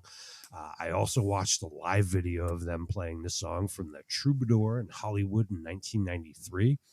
They definitely had that, Pretty Boy Floyd, Motley Crue, Faster Pussycat look. That's the only thing I could really critique about them. If they could have come up with something to individualize their look a little more, and to just stand out a little more, be a little more unique, that would have been good. I would have definitely gone to see this band live, though. A few years earlier, these guys probably would have gotten somewhere. I say, what the hell? They should have made it. I'll score it 76.7. You thought this chorus was up to snuff? Sure, I like that. Could have heard this chorus on the radio? Sure. Dude, you know what these guys needed? Some white wigs, some white face paint, makeup, some white suits. called Snowmen. So you also mentioned last week the song "Take a Bite Out of Me." I think I listened to that one too, so I heard a lot of Poison in that song.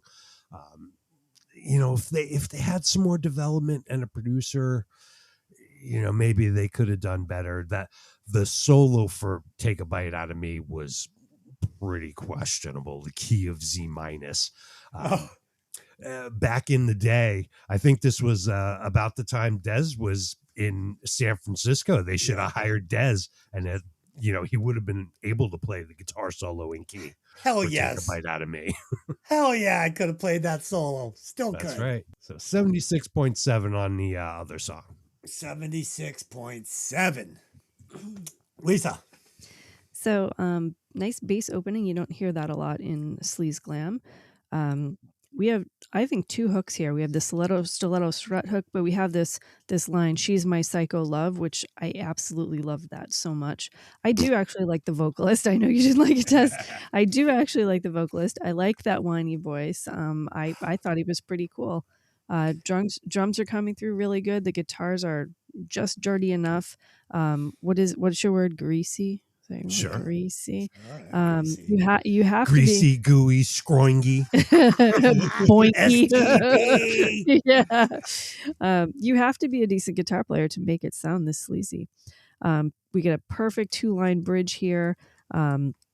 Great production on this song for 1993, for an album that was not a major studio album, really balanced musically. I think this band should have been huge. I know it was I know it was way too late for them to release an album like this. Like 93 was far too late. They became a band in 1988, and it's too bad they couldn't have gotten their album out right that year or the year after. I think they would have had a much better shot. And I also watched that live performance. I actually watched the whole thing, and it was, I think, a couple hours long or something, or more than an hour long. Band looks great. They had a sold out show then, and in 1993, it was really hard to sell out a club with a glam band in Hollywood at the time. Yeah. They look to me like their looks I'm talking about now, like a little bit of like LA Guns, a little bit of like London Choir Boys, fuck you Gary Ivan, and fuck you Paul Guerin. You know, shit. black hair, guitars like slung all the way to their knees.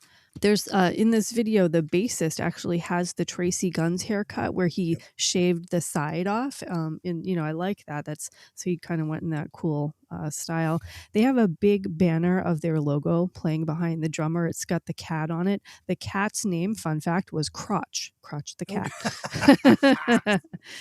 Check You out heard it here, folks. yeah, check out some of their other songs like You're All I Drink About. Great song there. Justin, the original guitarist, and Devin met actually in Utah and then moved out to San Francisco. They had some kind of lineup changes in between before they got Mike Joyce as their replacement drummer and so forth and so on. This band actually toured with Babylon AD, with Vane, ironically, which is a band you said that they sounded like, and also with Tough before their original singer left. The original singer left the band wanting something bigger and was replaced by a man named Michael Michelle, who I think was a great replacement. They played with Swingin' Thing. They played with the Glamour Punks, the Brats, and Pretty Boy Floyd. They got rid of that singer and replaced him with Eddie Robinson, which is the guy I think who was in that Troubadour video. Robbie Black on drums, he did actually a lot. He went on to play with Drama Fiend, which is a dark pop band, friggin' great band, with singer Tiffy, a woman who is the body double for Charlize Theron in her movies and photos. Pretty cool. And Lance, who owns Club Fiend in Hollywood. He was also in a band called Doxy, which was kind of like Nine Inch Nails mixed with Smashing Pumpkins. And he went really like goth industrial kind of in his later career. He calls his influence Shotgun Messiah is one of his influences. KMFDM, Marilyn Manson, and Tim Skold. So a lot of bands I like. Bobby Boa Diaz on bass went on to raise a family and had 2 kids, stepped away from music. Devin Lovelace on guitar. There's some bad blood between him and Robbie, so there's unlikely to be a reunion of this band. Oh, too bad. Eddie Robinson, the singer, was first on a project called Resurrection Mary before he was in Alley Cat Scratch. Resurrection Mary was a band from 1992 produced by Tracy Guns. They had an album, Moon Over Babylon, engineered by Micaiah Ryan, who did Appetite for Destruction. 5 of those songs produced by Tracy Guns have been lost. So only 5 original songs exist now on the new re-release of the album. He also worked on a project called Shameless with Alex Michaels, Stevie Rachel, and Steve Sex Summers. He was also the singer for Jet 68 with some of the members of Blackboard Jungle. So lots of connections in this band. So I think they should have made it. I'm giving them an 86.3. Okay, add it up. Tell us where they land. I'm so Steve Sex Summers out. I can't take anymore. Had enough of that guy. He is all over social media That's just now with those enough. fake AI videos that don't look anything like him. It's really weird. I wish he had just been a good memory from a Krang magazine back in 1988. I loved Pretty Boy Floyd, though. I Yeah. really did. They stayed back in my memory. It would have been better. Okay, so on the Should They Have Made It chart for Violent Vinyl Radio, Alley Cat Scratch with Stiletto Strut comes in at number 12 with a total score of 76.03, putting them just under a band they toured with, Swingin' Thing, All That Glitters, and just above a band they would work with in the future, Blackboard Jungle Generation. I wanted to like this. I really did. I really loved the way they looked. Maybe I Only Drink About You would have been better. I just listened to the one song and it just didn't. I just didn't think it was up to snuff. I thought the singer and the lyrics just weren't up to snuff, but I wanted to like it. They looked great. They sounded great. So I don't know. Maybe I was being a little hard on them. Fuck it, kid. Sign on the dotted line. Go ahead through. Let's see what you can do. Let's head over to side B of Back for the Attack. You guys getting your money's worth today, huh? Coming in at track number 7, So Many Tears. I can't stop you now. My back's against the wall. There's only so many tears you can cry. There's only so many ways you can say goodbye. Only so many tears you can cry. There's only so many ways you can say goodbye. So many tears you can cry. All right, so I alluded to doing this earlier. So by now, I should be screaming and ripping my hair out and ripping this album to shreds with a vein popping out of the side of my head. That's where we should be right now. But I think I know what's going on. As a young metalhead, there were only so many choices, and this one got played a lot in my circle of friends. So I know all of these songs, making this feel very familiar. If I was to listen to this for the first time for this fucking podcast, I'd never heard Dokken before. You give me this album, review it. I'm screaming about how gay Don is and how he has nothing to say and no life experience. I'd be bitching about all these goofy love songs and lyrics. I'd be totally shitting on all the whammy bar and soulless, noodling guitar solos that just go nowhere. But unfortunately, I like it. So that's what's going on here. Dave. It's not a backward fucking backhanded comment. So this song was released as a single. More generic bullshit. Yeah. The backwards reverb on the backup vocals is kind of cool, and they don't overuse it either.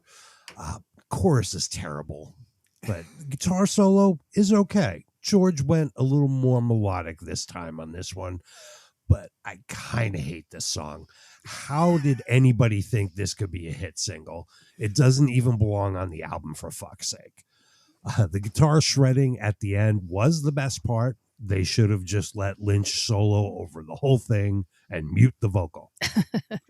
Dave, I disagree. This is a good chorus. There's Nope. only so many tears you can cry. And again, is it because I was brainwashed as a young teenager and I've heard this song 5,000 times that I think this is a good, catchy chorus? Is Yep. that what's going on here? Lisa, is that what's going on here? I think definitely that's going what's Oh. going on here. Yeah. Oh, shit. Don's voice is really clear on this one, and I haven't talked too much about his voice here, but here we get the nice, I would call his main register, really nice, and we get some nice high notes. I do notice now on this song, though, he is missing that great metal scream that singers like Sebastian Bach had at this time. He doesn't have that. So even though this is like technically a metal song, it's a ballad. It's soft. It skirts the edge of kind of like Still of the Night from Whitesnake. This chorus is abysmal. This should have been in a Bon Jovi song. There's only so many tears you can cry. Only so many ways you can say goodbye. Don't Goodbye, insult it's Bon Jovi great. No, like that. this is a Bon Jovi song. That's Hey, great. Mhm. So Yep. many ways you can say goodbye. yeah. Only so many tears you can cry. Yeah, I will say though the background vocals in this song are incredibly strong. Yeah.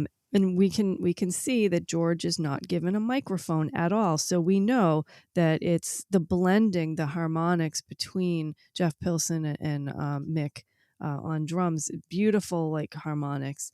So just to make it clear, they don't give George a mic, and it's kind of sad because like Nuno has a great voice, Richie Sambora has a great voice. We have a lot of guitarists with great voices. George wasn't one of them. No. George is too busy shredding his ass off. He's too busy putting all the notes in everything. No. He doesn't have Yeah. time to sing. Yeah. Singing. So they used that sucking echo again, and I remember back in the day thinking it was like, yeah, kind of like artistic and cool. It sounds dated and cheesy and didn't age well to Sucking me now, echo. but I think back then I probably thought it was really cool. Dave, Um, she called yeah. it sucking Sucking echo. song, Sucking echo. echo. That's the name Yeah. of my new album coming out. Sucking echo. Sucking Go echo. at the table. She's like, it's done in doubly with the sucking echo. I think you're looking for reverse reverb, but that's okay. Keep Yeah. going. Sucking Available in 2027 Yep. Sucking echo. That's fucking on badass. tour. We have another great guitar solo here. I like the harmonic playing, but it's too short. I don't know. It's formulaic. It has a hook. I hate the hook. I feel like this should have been a Bon Jovi song. I'm not really sure what's going on here. I also don't, even though Don's voice is very good and we get a nice taste of his register, I don't really hear a lot of emotion in his voice. None. The emotion is coming from the backup vocals. He's a robot. Yeah. Yes, he is. Yeah. And another thing that's weird, we were just talking about this. Why was there no video for this song? This like power ballads were king at the time. That was a big miss on their part, and I think a good video might have changed the path of this song. So That's what I was saying from the other song. Like Yeah. there's 2 videos from this album or something, 3, but Yeah. they could have made more. We do get some big screams from Don on this album, like in the first song where he's going for that Sebastian Bach. It's too careful. It's too yeah. smooth and It's too round. pretty. There's Yeah. it's like a beach stone, right? Right. It's just like I want to. Where's the edge on this thing? It doesn't It's exist. produced. It's practiced. It's Yes. There's no emotion. Yeah. No, it's pro. And the problem with a lot of their ballads, and even the ones that really hit, like In My Dreams and stuff, George Lynch does not know how to play a melodic power ballad guitar solo. So he punches them up too much. And it takes away from that melancholy feel that you need to have. Every rose has its thorn, right? I mean, I think so. I don't know.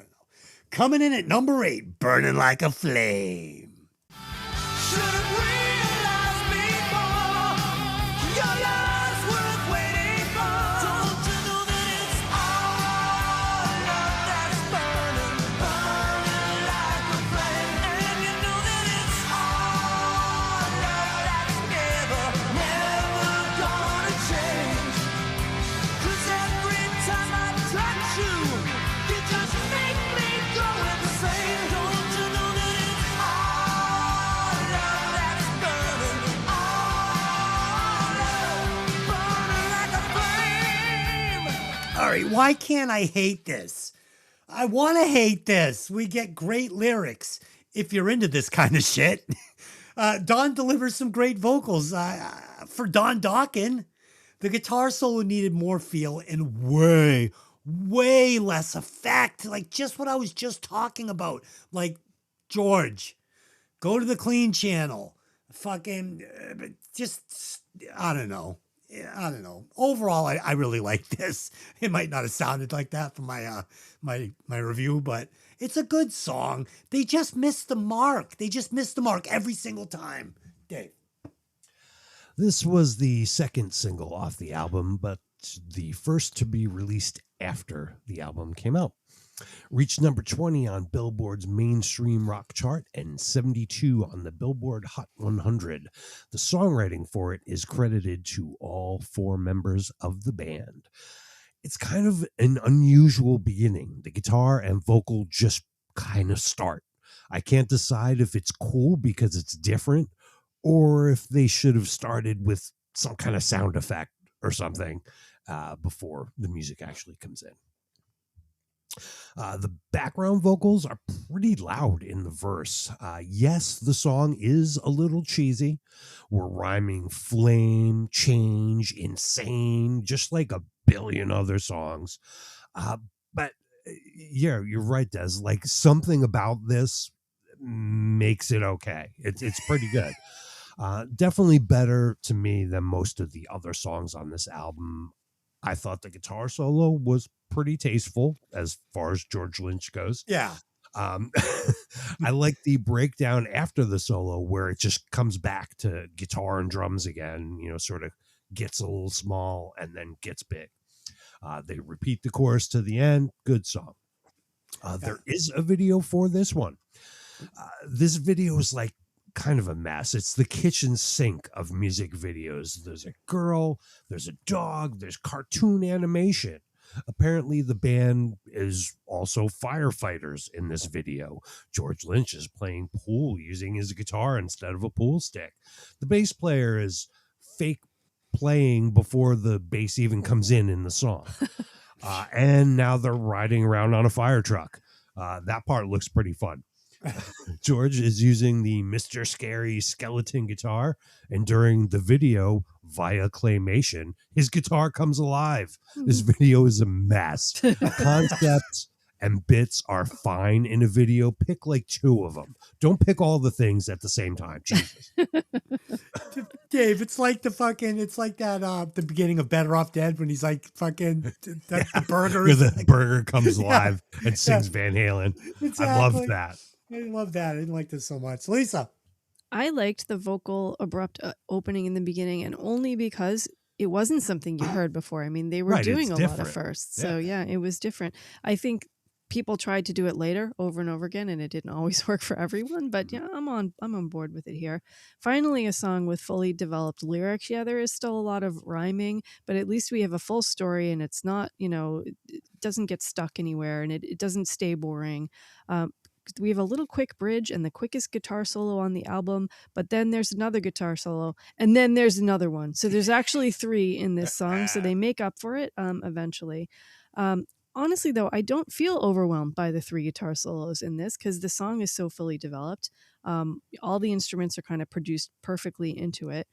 This song is an example what some of the other songs could have been lyrically if they had just been put back in the oven for a little bit longer. Yep. Even without changing a single musical note on the entire album, they just needed better lyrics. Yes. Now, I have a different opinion of the video than Dave does because I used to sit and wait for this to come on MTV. Really? I Shit. did. Oh, I hated this Yep, video. I loved the silly, stupid animations, and I loved like the girl with the flaming red hair that matched like the comic character.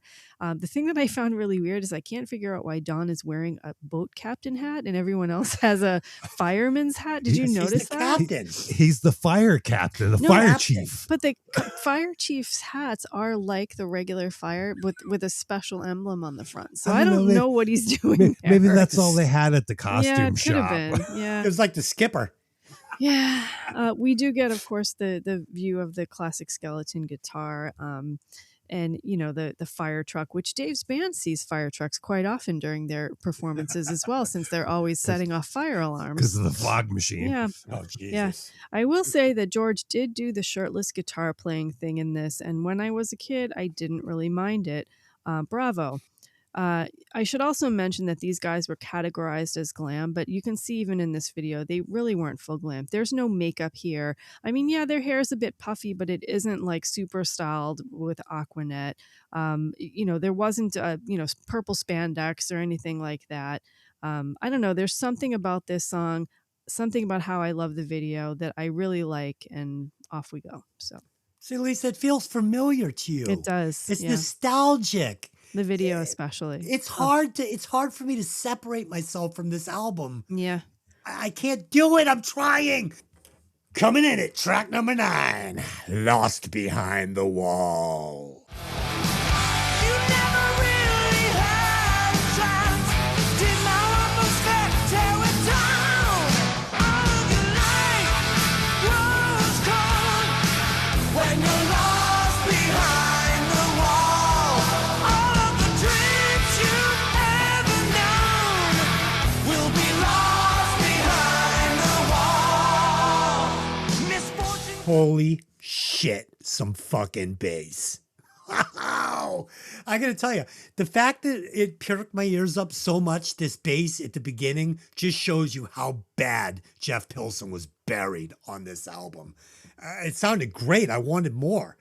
I like this one because it's not a love song. I think it's like the first one since Mr. Scary that's not a love song. As far as the production, this is where the producer is really starting to lose control of George Lynch. He is mixed so far forward in the verses. Why even have Dawn sing at this point? Just make this another, have this another Mr. Scary. Just why, you know what? Why not just make this the first Lynch Mob album? Take Dawn off the whole thing, and we'll just put solos through the whole thing, and that's what it is. Because, like Lisa, you know, you said it. I think at this point they said, we have something here with George Lynch. We need to fucking cash in on it. We want him to be recognized as a guitar hero, and we want people to come to Dokken because they have a guitar hero. But you can't kick the singer in the balls at the same time. It's a fine line between Crazy Train and this. You know, fucking restraint. You have to be able to show some restraint to be great. We get another solid chorus. George throws another solo in the blender and hits frappe mode. And I'm waiting for a melodic controlled solo without a whammy bar, but we're never going to get one. Dave.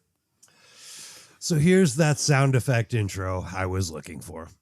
Nice bass sound. It's really, like you said, it's kind of refreshing to hear some bass. But the guitar also sounds killer when it comes in. I wish they had waited a little bit longer before adding all the layers of guitars and just built it up a little slower. Mm-hmm. So there's a line in the lyrics that's apparently in German. Is this a clumsy protest song about the Berlin Wall? Yep, apparently. The phrase is Die Mauer muss weg. It's a historic German, and I'm sure I'm not saying that right.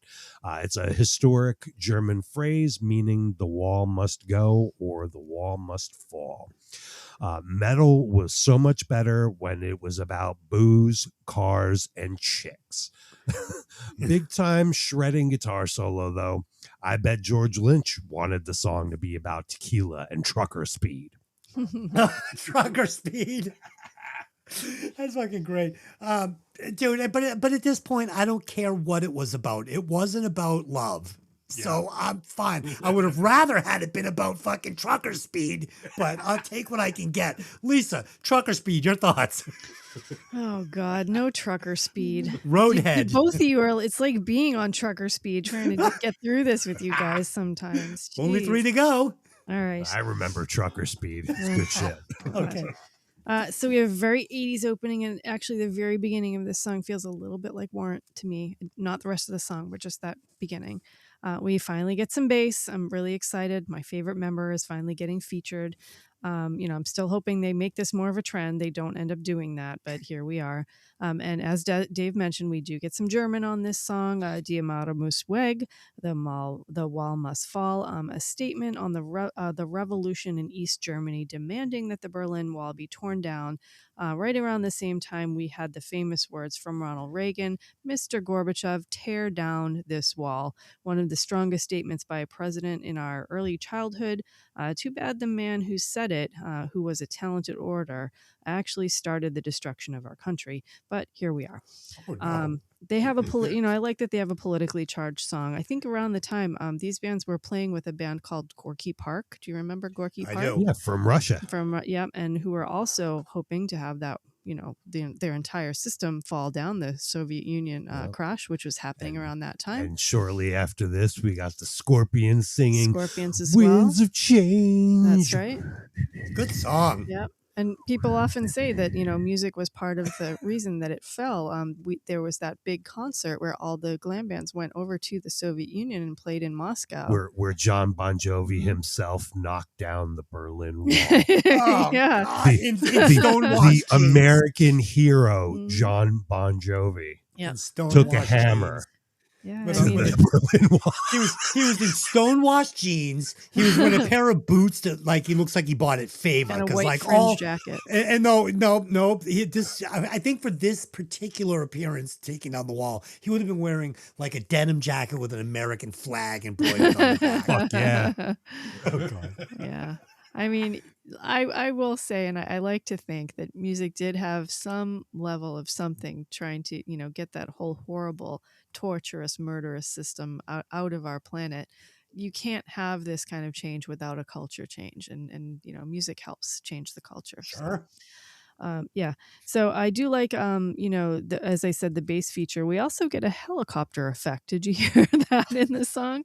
Yep. I don't know if that's part of the commentary of tearing down the wall and military stuff or Of what. course. We get another decent guitar solo. This one is purely George. It's a bit angry and aggressive, and it's very layered. There's definitely multiple guitar players, maybe even up to 4 tracks. It would be hard to, do this without backing tracks live. I don't think I've ever seen a video of them doing this one live. And actually, this one I don't have a lot of memory of it either. It's not a big memory song for me. So. Lisa, up to 4 tracks? There's not a song on this entire album that doesn't have 7 tracks on it. Okay. Not to Yeah. mention 4. My ear's not Holy- as trained as yours, so I definitely hear multiple anyway. So. You know what this song was missing? A hammer hitting an Advil. Yeah. That would have been badass. Yeah. All right, coming in at track number 10, Stop Fighting Love. I'll wait another day until there's nothing. Stop fighting love, baby. I just wanna know the reason why. Stop fighting love, don't say goodbye, and you'll be back in my arms again. So this one sounds great. Just like the last song where we got the bass, we get some nice clean guitars to open it up. And honestly, it was soothing to my ears at this point in the album. I literally went, oh, that's nice. And finally, another great Dokken chorus. God forgive me for this fucking review. I should be crapping on this, and I'm not. I can't. I don't have the heart to do it, Dave. Yeah, I also enjoyed the sensitive acoustic intro. Yeah. But it doesn't last long before some rockin' with Dokken guitar comes in. I've been waiting the whole show to say that phrase. The vocal and lyrics are kind of lame. A better singer probably could have sold this better. And then, the part right before the guitar solo. Ooh, don't do that. Don't do that, guys. The guitar solo on this one is just okay. I'm not a big fan of this song, but George should have played some more acoustic throughout the album just to give our ears a break from Yes. the blitzkrieg distortion. And just to layer some of these songs a little bit. I mean, if you're going to put 14 guitars in, at least like give me a clean one off to the left just to pull my ear away. I swear this whole album was just produced right up the middle.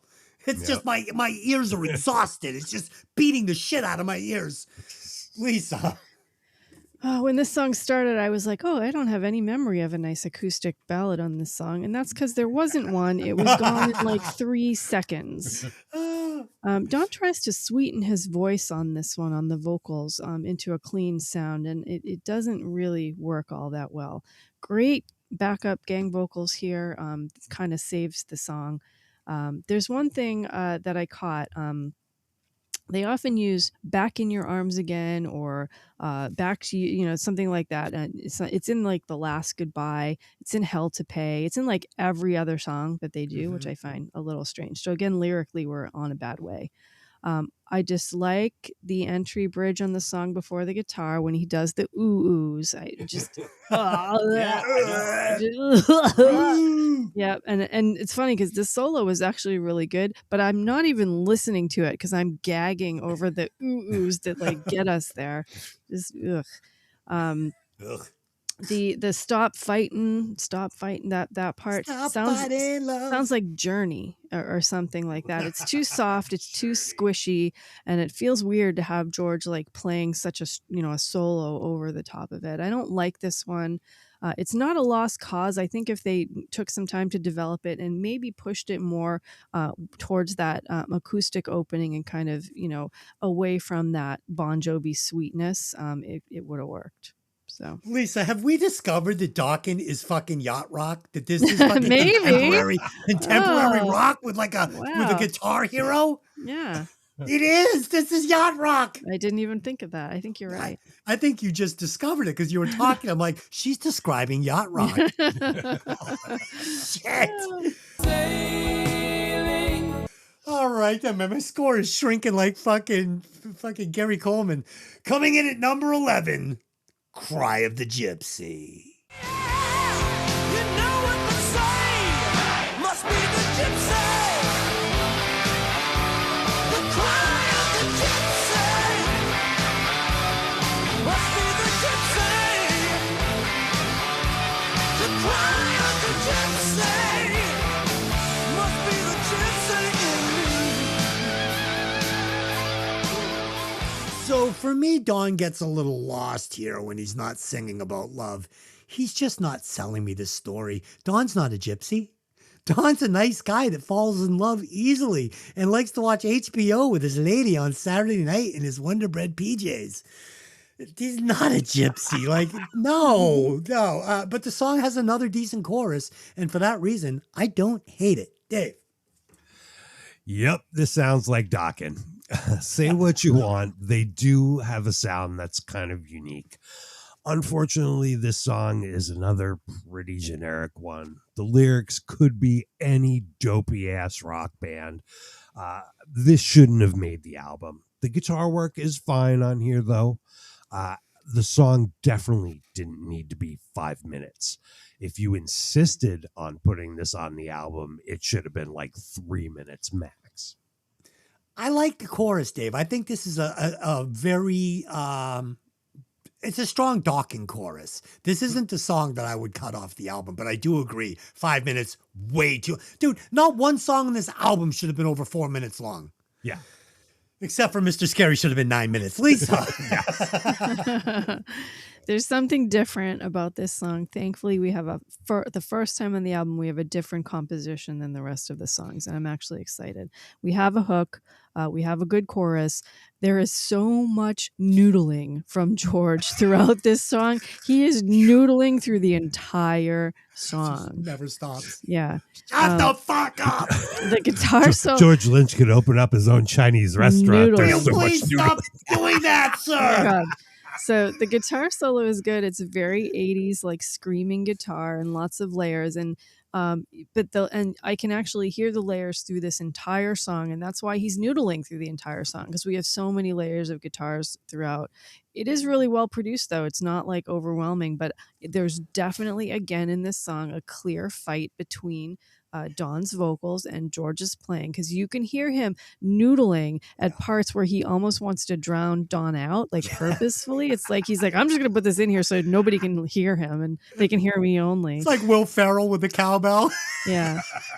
My only like kind of really bad comments on this one are this song is extraordinarily dated and clearly 80s for me. It doesn't really hold up today, and the vocals again don't have a lot of creativity. We're just kind of reading from a script at this point. So Dude, did you see that movie, The Ramen Girl? no. Mm-mm. Oh, it's good. It's actually pretty good. It's but I was thinking like it should be The Ramen Girl starring George Lynch. Yeah, noodling. It's about a white girl that moves to Asia and wants to become like a master ramen maker. Oh, And neat. Brittany, what's her name? She passed away. Brittany Murphy? Brittany Murphy. Yeah, she Oh, I plays. love okay. her. Yes, it's really it's good. A lot of it's in Japanese. It's a really great movie. You should check it out.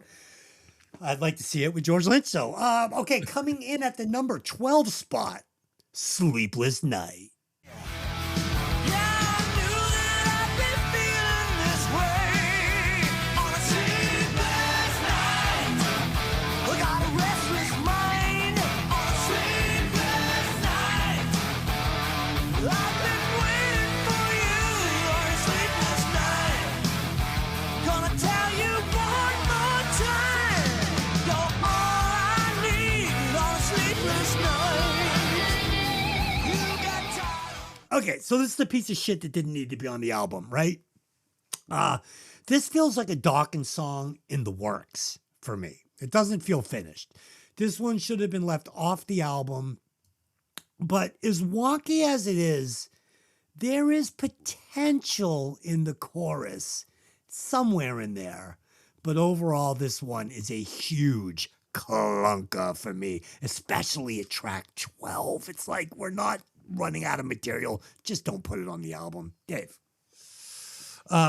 Generic riff. I think there's at least 10 glam rock songs with almost the same riff.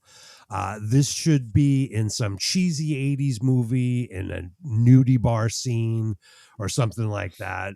Come on, guys. You're fucking Dokken. You're better than this. Leave garbage like this to Trickster and Firehouse.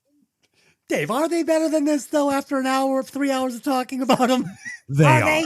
Okay. They I'm are. not sure. I'm not sure anymore. Lisa.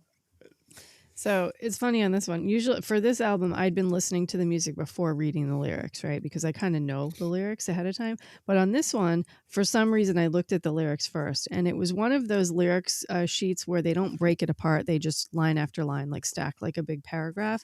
So I was like, let me do a test. And I counted. And I was like, 4, 2, 4, 2, 4, 2. And I count. And I was like, let me see if that's how the song breaks out. And damn straight, if they didn't use the formula again, all I had to do was count the lines to figure out where the breaks were. It was pretty sad. It's brutal. Yeah. Get a little bit more flexibility on the lyrics here. He's putting a little bit more grit and anger behind the lyrics. And we actually hear some vibrato in his voice for the first time. It's the first kind of personality we're hearing. Beautiful backing vocals again here. We know, of course, that this is Jeff and Mick, and they work so well together. I feel like that like it's very rare to have this. So like when you have there's a concert that they play together where you can actually hear them when they toured with Aerosmith, and if you just watch the two of them sing together, it's like masterful. It's like they're right tuned into each other. It's absolutely brilliant. There's nothing at all grabbing me here in this song. I'm not singing to it after it ends. We have another great bridge, but we had lots of great bridges on this album. I'm getting tired. We're 12 songs in. I'm trying to figure out when the whole thing is going to end. Oh my God, here's another guitar solo. Oh, look, here's another guitar solo. None of these are sticking in my brains. And I was thinking, like, if you go to like a Poison song, and again, Poison is not my favorite band from the 80s, but if you asked me to like sing to you a CC DeVille guitar solo, I could do that. Oh, yeah. I can't sing to you any George Lynch guitar solos at all. Nope. Right? Yeah. That's the problem. Yeah. I actually went back on this one and tried to see if I could find a live version to see if they were using backing tracks. And again, I can't see any evidence of it. I think Dave's right. They are simplifying their live performances. So, yeah. Yeah, just great- playing the big hits. And A great guitar player shows restraint and control, and it really went so that way when they put it in the La Machine, it's impressive. It can't just always be the La Machine. Did you have a La Machine? Did you? my mom did, I think. La Machine. I did not. What was the La Machine, man? What was the La Machine? It was a food processor, right? Yeah, it was like Yeah. a kitchen appliance of some kind. But yeah. Awesome. All right, final track on the album. Coming in at number 13, Dream Warriors. I'm standing in the night alone, forever together. Oh, we're the Dream Warriors. Don't wanna dream no more. We're the Dream Warriors. And maybe tonight you'll be gone. All right, so this is one of Dokken's best songs. I'm not telling you anything you don't know. I loved it back in the day, and I still love it to today. It's perfectly written, great arrangement, great vocals, killer guitar, great video, best Dokken ever looked. They got George Lynch fucking in a Halloween costume, and I love it. This is how you close out an album. It's head and shoulders better than anything on the rest of this record. Dave. Yes, agreed. The first single off the album, originally released in February of 1987 as the theme song for the horror film A Nightmare on Elm Street 3, Dream Warriors. It was written by George Lynch and Jeff Pilson and reached number 22 on Billboard's mainstream rock chart. From what I've read, George and Jeff were given copies of the script in advance and tailored the song specifically to the film. In 2015, friend of the show, Sleaze Grinder from Louder Magazine, included the song in his list of the 20 greatest hair metal anthems of all time. I agree. According to Wikipedia, quote, the music video used clips from the movie and primarily featured actress Patricia Arquette and Robert Englund in the role of Freddy Krueger. The video featured various scenes from the film combined with a small amount of original footage before the character Kristen gets rescued by Dokken, who drives Freddy off with their own dream power of rock and roll. At the end of the video, Freddy wakes up in bed screaming, revealing that the video was his nightmare the whole time. And he exclaims, "What a nightmare. Who were those guys?" The video was ranked as the #1 killer 80s heavy metal horror movie music video by VH. It's a mouthful. That is very specific. By VH1 in 2015. Comparing the single mix to the album version, it fades in a little more subtly, has a slightly faster speed / higher pitch, and it's a little flatter mix compared to the album. I think they added a little more reverb to the vocals too for the single mix. The song perfectly captures the creepy vibe. George's skeleton guitar fits in perfectly to the video. Crashing through the haunted house wall for the guitar solo and getting dragged away by Freddy Krueger is the only competition to the Rat video, where Warren DeMartini crashes through the ceiling for his solo. It's kind of cousin videos right there. Great song, great video. And if you like this, do yourself a favor and look up the demo of this song on YouTube. It is sung by the bass player, and it might actually be better than Don's voice. Really? Oh, I gotta look that up. Of course, it's better. Yeah, check it out. I'm actually surprised that this was written by those two. I would have guessed Desmond Childs, Prince were on this, or like some really good songwriter, you know? It's those guys. Wow, what happened to the rest of their songs, Lisa? There's the big memory song. So this song is my best friend Janae's and her son Aiden's like mom-son song, their favorite song. I believe they even danced together at her wedding to this song. So, yeah. This one stuck with me all these years. I don't know why more 80s bands don't cover this one. I'm pretty sure Dave's band does not cover this one. And I really don't think I've heard any cover bands do this one, which I find really strange. Yeah. Honestly, I don't find a lot of cover bands that do Dokken songs in general. No, but I Because think they're hard to play on guitar. Wow. Well, look for Gypsy Freaks to play Dream Warriors. do it, dude. Fuck, I gotta learn this. Don's voice is really at his best here. He's crystal clear. He's full of personality. In that second movement where he says, when I close my eyes, and then he goes up into the high note, I realize, like goes way up. Fan-fucking-tastic. I just love that so much. And even the Forever Together, when we get the full gang vocals and everybody's in the high range, like it's perfect. It's absolutely perfect. Yeah, this is like the top of their game. Yeah. It is. Lyric writing on this one is absolutely stellar. The drums cut right through everything. It's funny, George's solo here, while he's a great soloist, it's not one of his most like put all the notes in virtuoso solo. It's actually, it's technically a good solo, but it actually feels natural. It's a little more reined in. It's one of my favorite George Lynn solos for that reason. They said, dude, fucking put it on blend.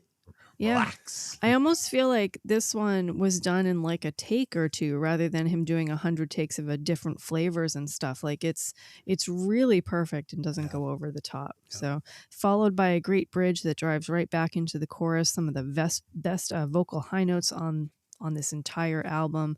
Listening to modern ears, I think this might be one of the least metal songs on the entire album, with the angelic voices singing the Dream Warriors as the callback. It's a little soft, honestly, and I'm not hating it. Obviously, we had the video.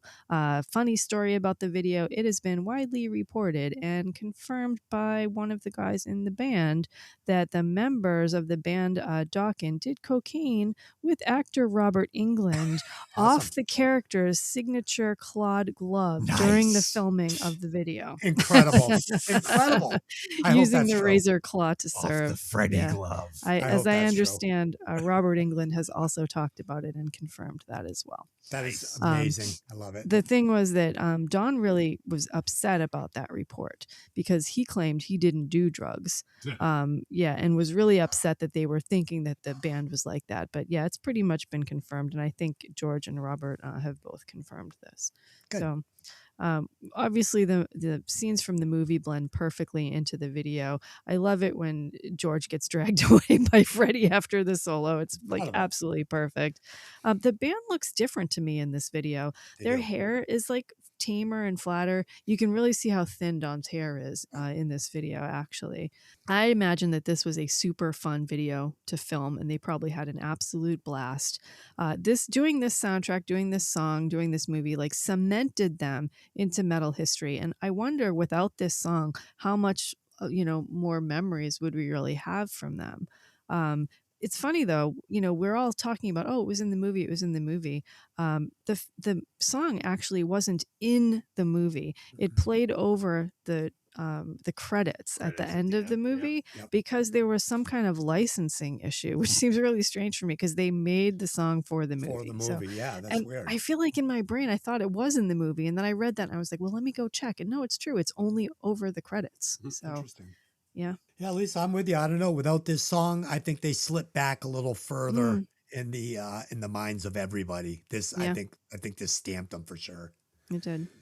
All right, so that is our discussion on Back for the Attack. I enjoyed it, guys. A lot of fun, like always.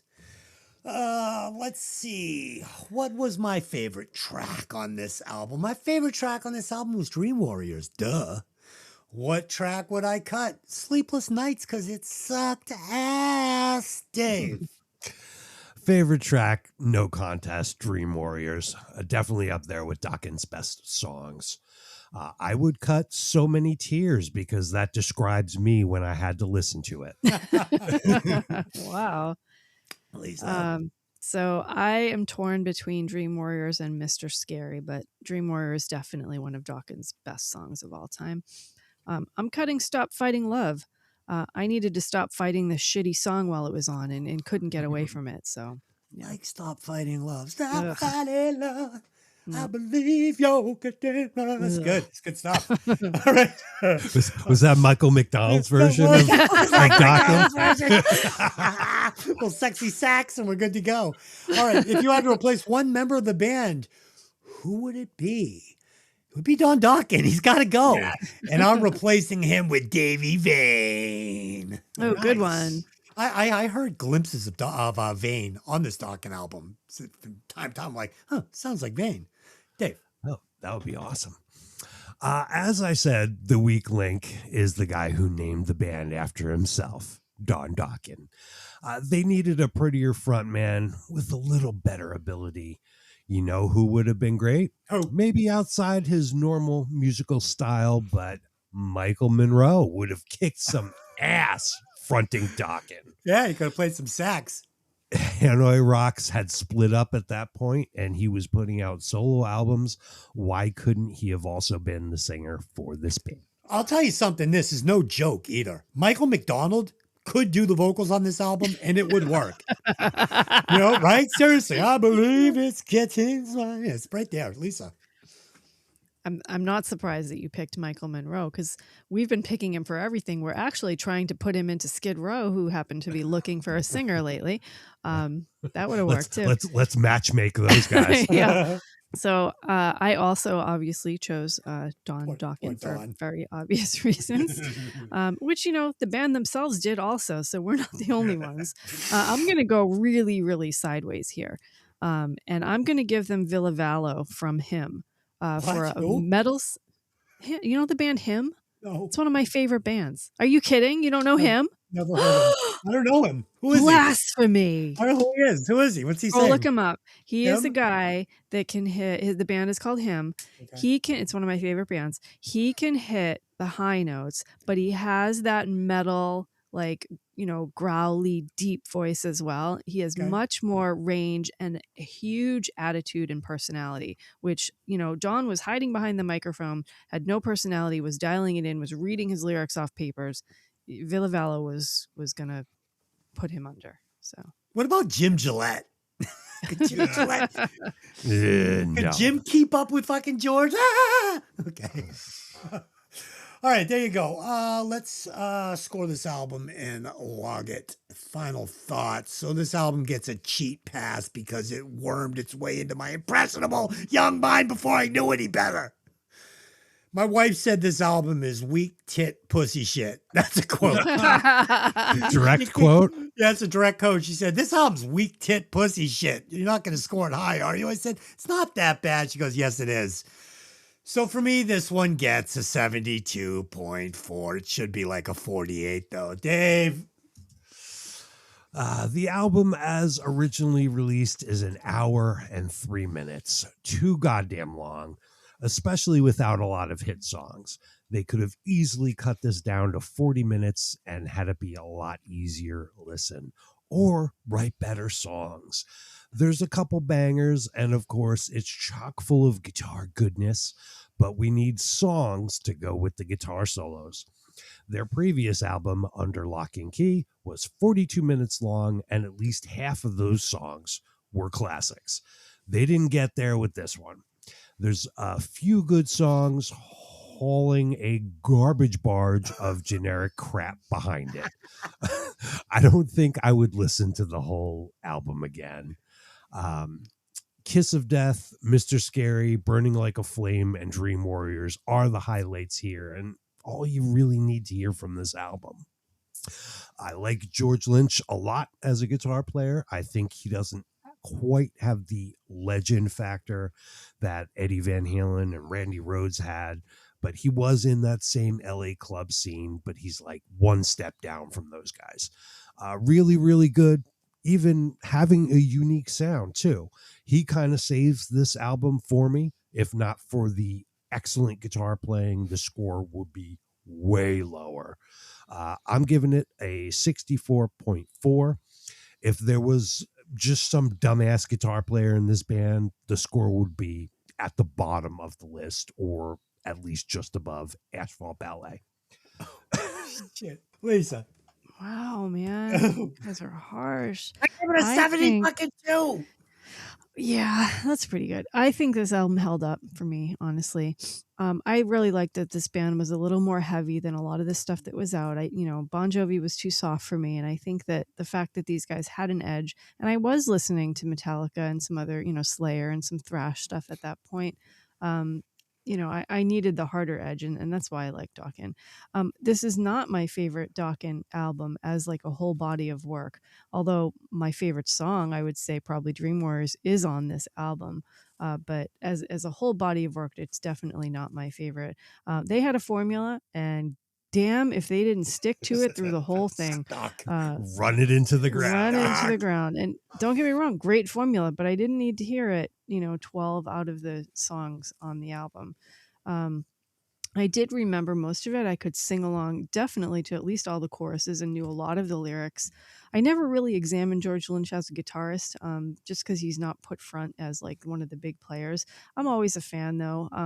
I think that, he was a technician, and, he was showing off his virtuoso stuff here, but he was maybe stuck a little too deep about putting every single note into every single song. They gave him a lot of space on this album. Each song had 2 or more solos in it. Some of the songs had 3. It started to give me a feeling like when we did the Van Halen 1984 album, and it kind of devolved into an Eddie solo project jam towards the Yep. end. This one didn't quite go jam, but it definitely, bordered on a George Lynch solo album. Either way, this was an album of great musicians, a great singer at the time, maybe needed a few more tricks. great backup singing, a few great hits. I'm pretty pleased with it. I probably won't listen to it all the way through again, but I'm giving it a 76.67. Yeah, so we heard it pretty similar. Yeah. I'd probably listen to it again. It would be like one of those, like listening to Michael McDonald in the bath. The same thing. Like I would just Yeah. do it by myself somewhere and cry in the corner while it played. I think I could have this on as background music Yeah, while I'm doing something else, Sure. but I Yeah. don't know if I would sit and Vacuuming. focus on it for, No, another no, listen. So. No. All right, add it up. Okay, on the Violent Vinyl album chart, Dokken's Back for the Attack from 1987 comes in at number 26 on the chart with a total score of 71.16, putting it just barely below White Zombie's La Sexorcisto and just above Bang Tango's Psycho Cafe. I would rather listen to this than either of those two albums, I think. I think I'd rather listen to Bang Tango. Man, I that think- guy's voice. That guy's I voice. think I'm going to listen to all three of these albums for different reasons. Yeah. Honestly. Maybe. Yeah. It's in the right company, let's just say. Mm. All right. All right, Dave, you've got the next Yes. pick. What will our homework be for the next 2 weeks? All right. So for my next pick, since we're expanding our horizons, I a like little it. bit, I'm going to go slightly classic for my next pick. We're going to do Blondie with Parallel Lines. Awesome. Parallel lines. And for Should They Have Made It, I picked Heartthrob Mob with their song Deja Vu from their 1995 album Eat Your Heart Out. I'm familiar. I'm familiar with the Are Heartthrob you? Mob. I don't Heartthrob think I've Mob. never- You I don't guys think I've don't never do heard your of them. deep dives, man. Heartthrob Mob. No. Super glam band from Hollywood. I Okay. have two of their albums in my iTunes. There you go. I'm the only one that hasn't heard of them. Yeah, I'm gonna be bringing some different ones too. Dave, I like the Blondie. That's cool, man. She's fucking, she's fucking cool. I'm gonna be Blondie bringing kicks some. ass. I'm gonna be bringing some Billy Idol. We're gonna be bringing some, some different stuff. But we're gonna keep it cool. We're not gonna go with any Bob Marley or anything like that. Or what was the one you picked, Dave? That I was ripping on the other day. I don't know. Was it the Marvin Gaye The album? Marvin Gaye album. That's it. It's the What's Marvin going Gaye. on? Yeah. We're not gonna bring any more Marvin Gaye. I promise you. We're not picking Elvis Sun Studios. Elvis pretty good. Elvis pretty good. All right. Okay, so that's that. Over on Hey Did You Ever See That Movie? We're going to be reviewing music and lyrics, the Hugh Grant vehicle. So if you're I have looking for- never seen that. Oh, It's a cute movie. Yes, Is it? I like it. I like Yeah. cute movies. I've seen it. We should watch it. Yeah, spoiler alert, I like it. And we just did Kill Bill 2. At one moment I almost have a stroke from screaming so much.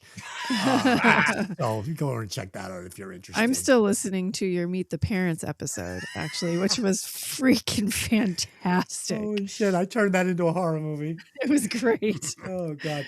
All right, guys. So listen, please share the show with a friend that's like-minded. If they like music, they like hair metal, or they just like listening to three people ramble. Until next time, take those albums out of the sleeve and let the music breathe. See you later.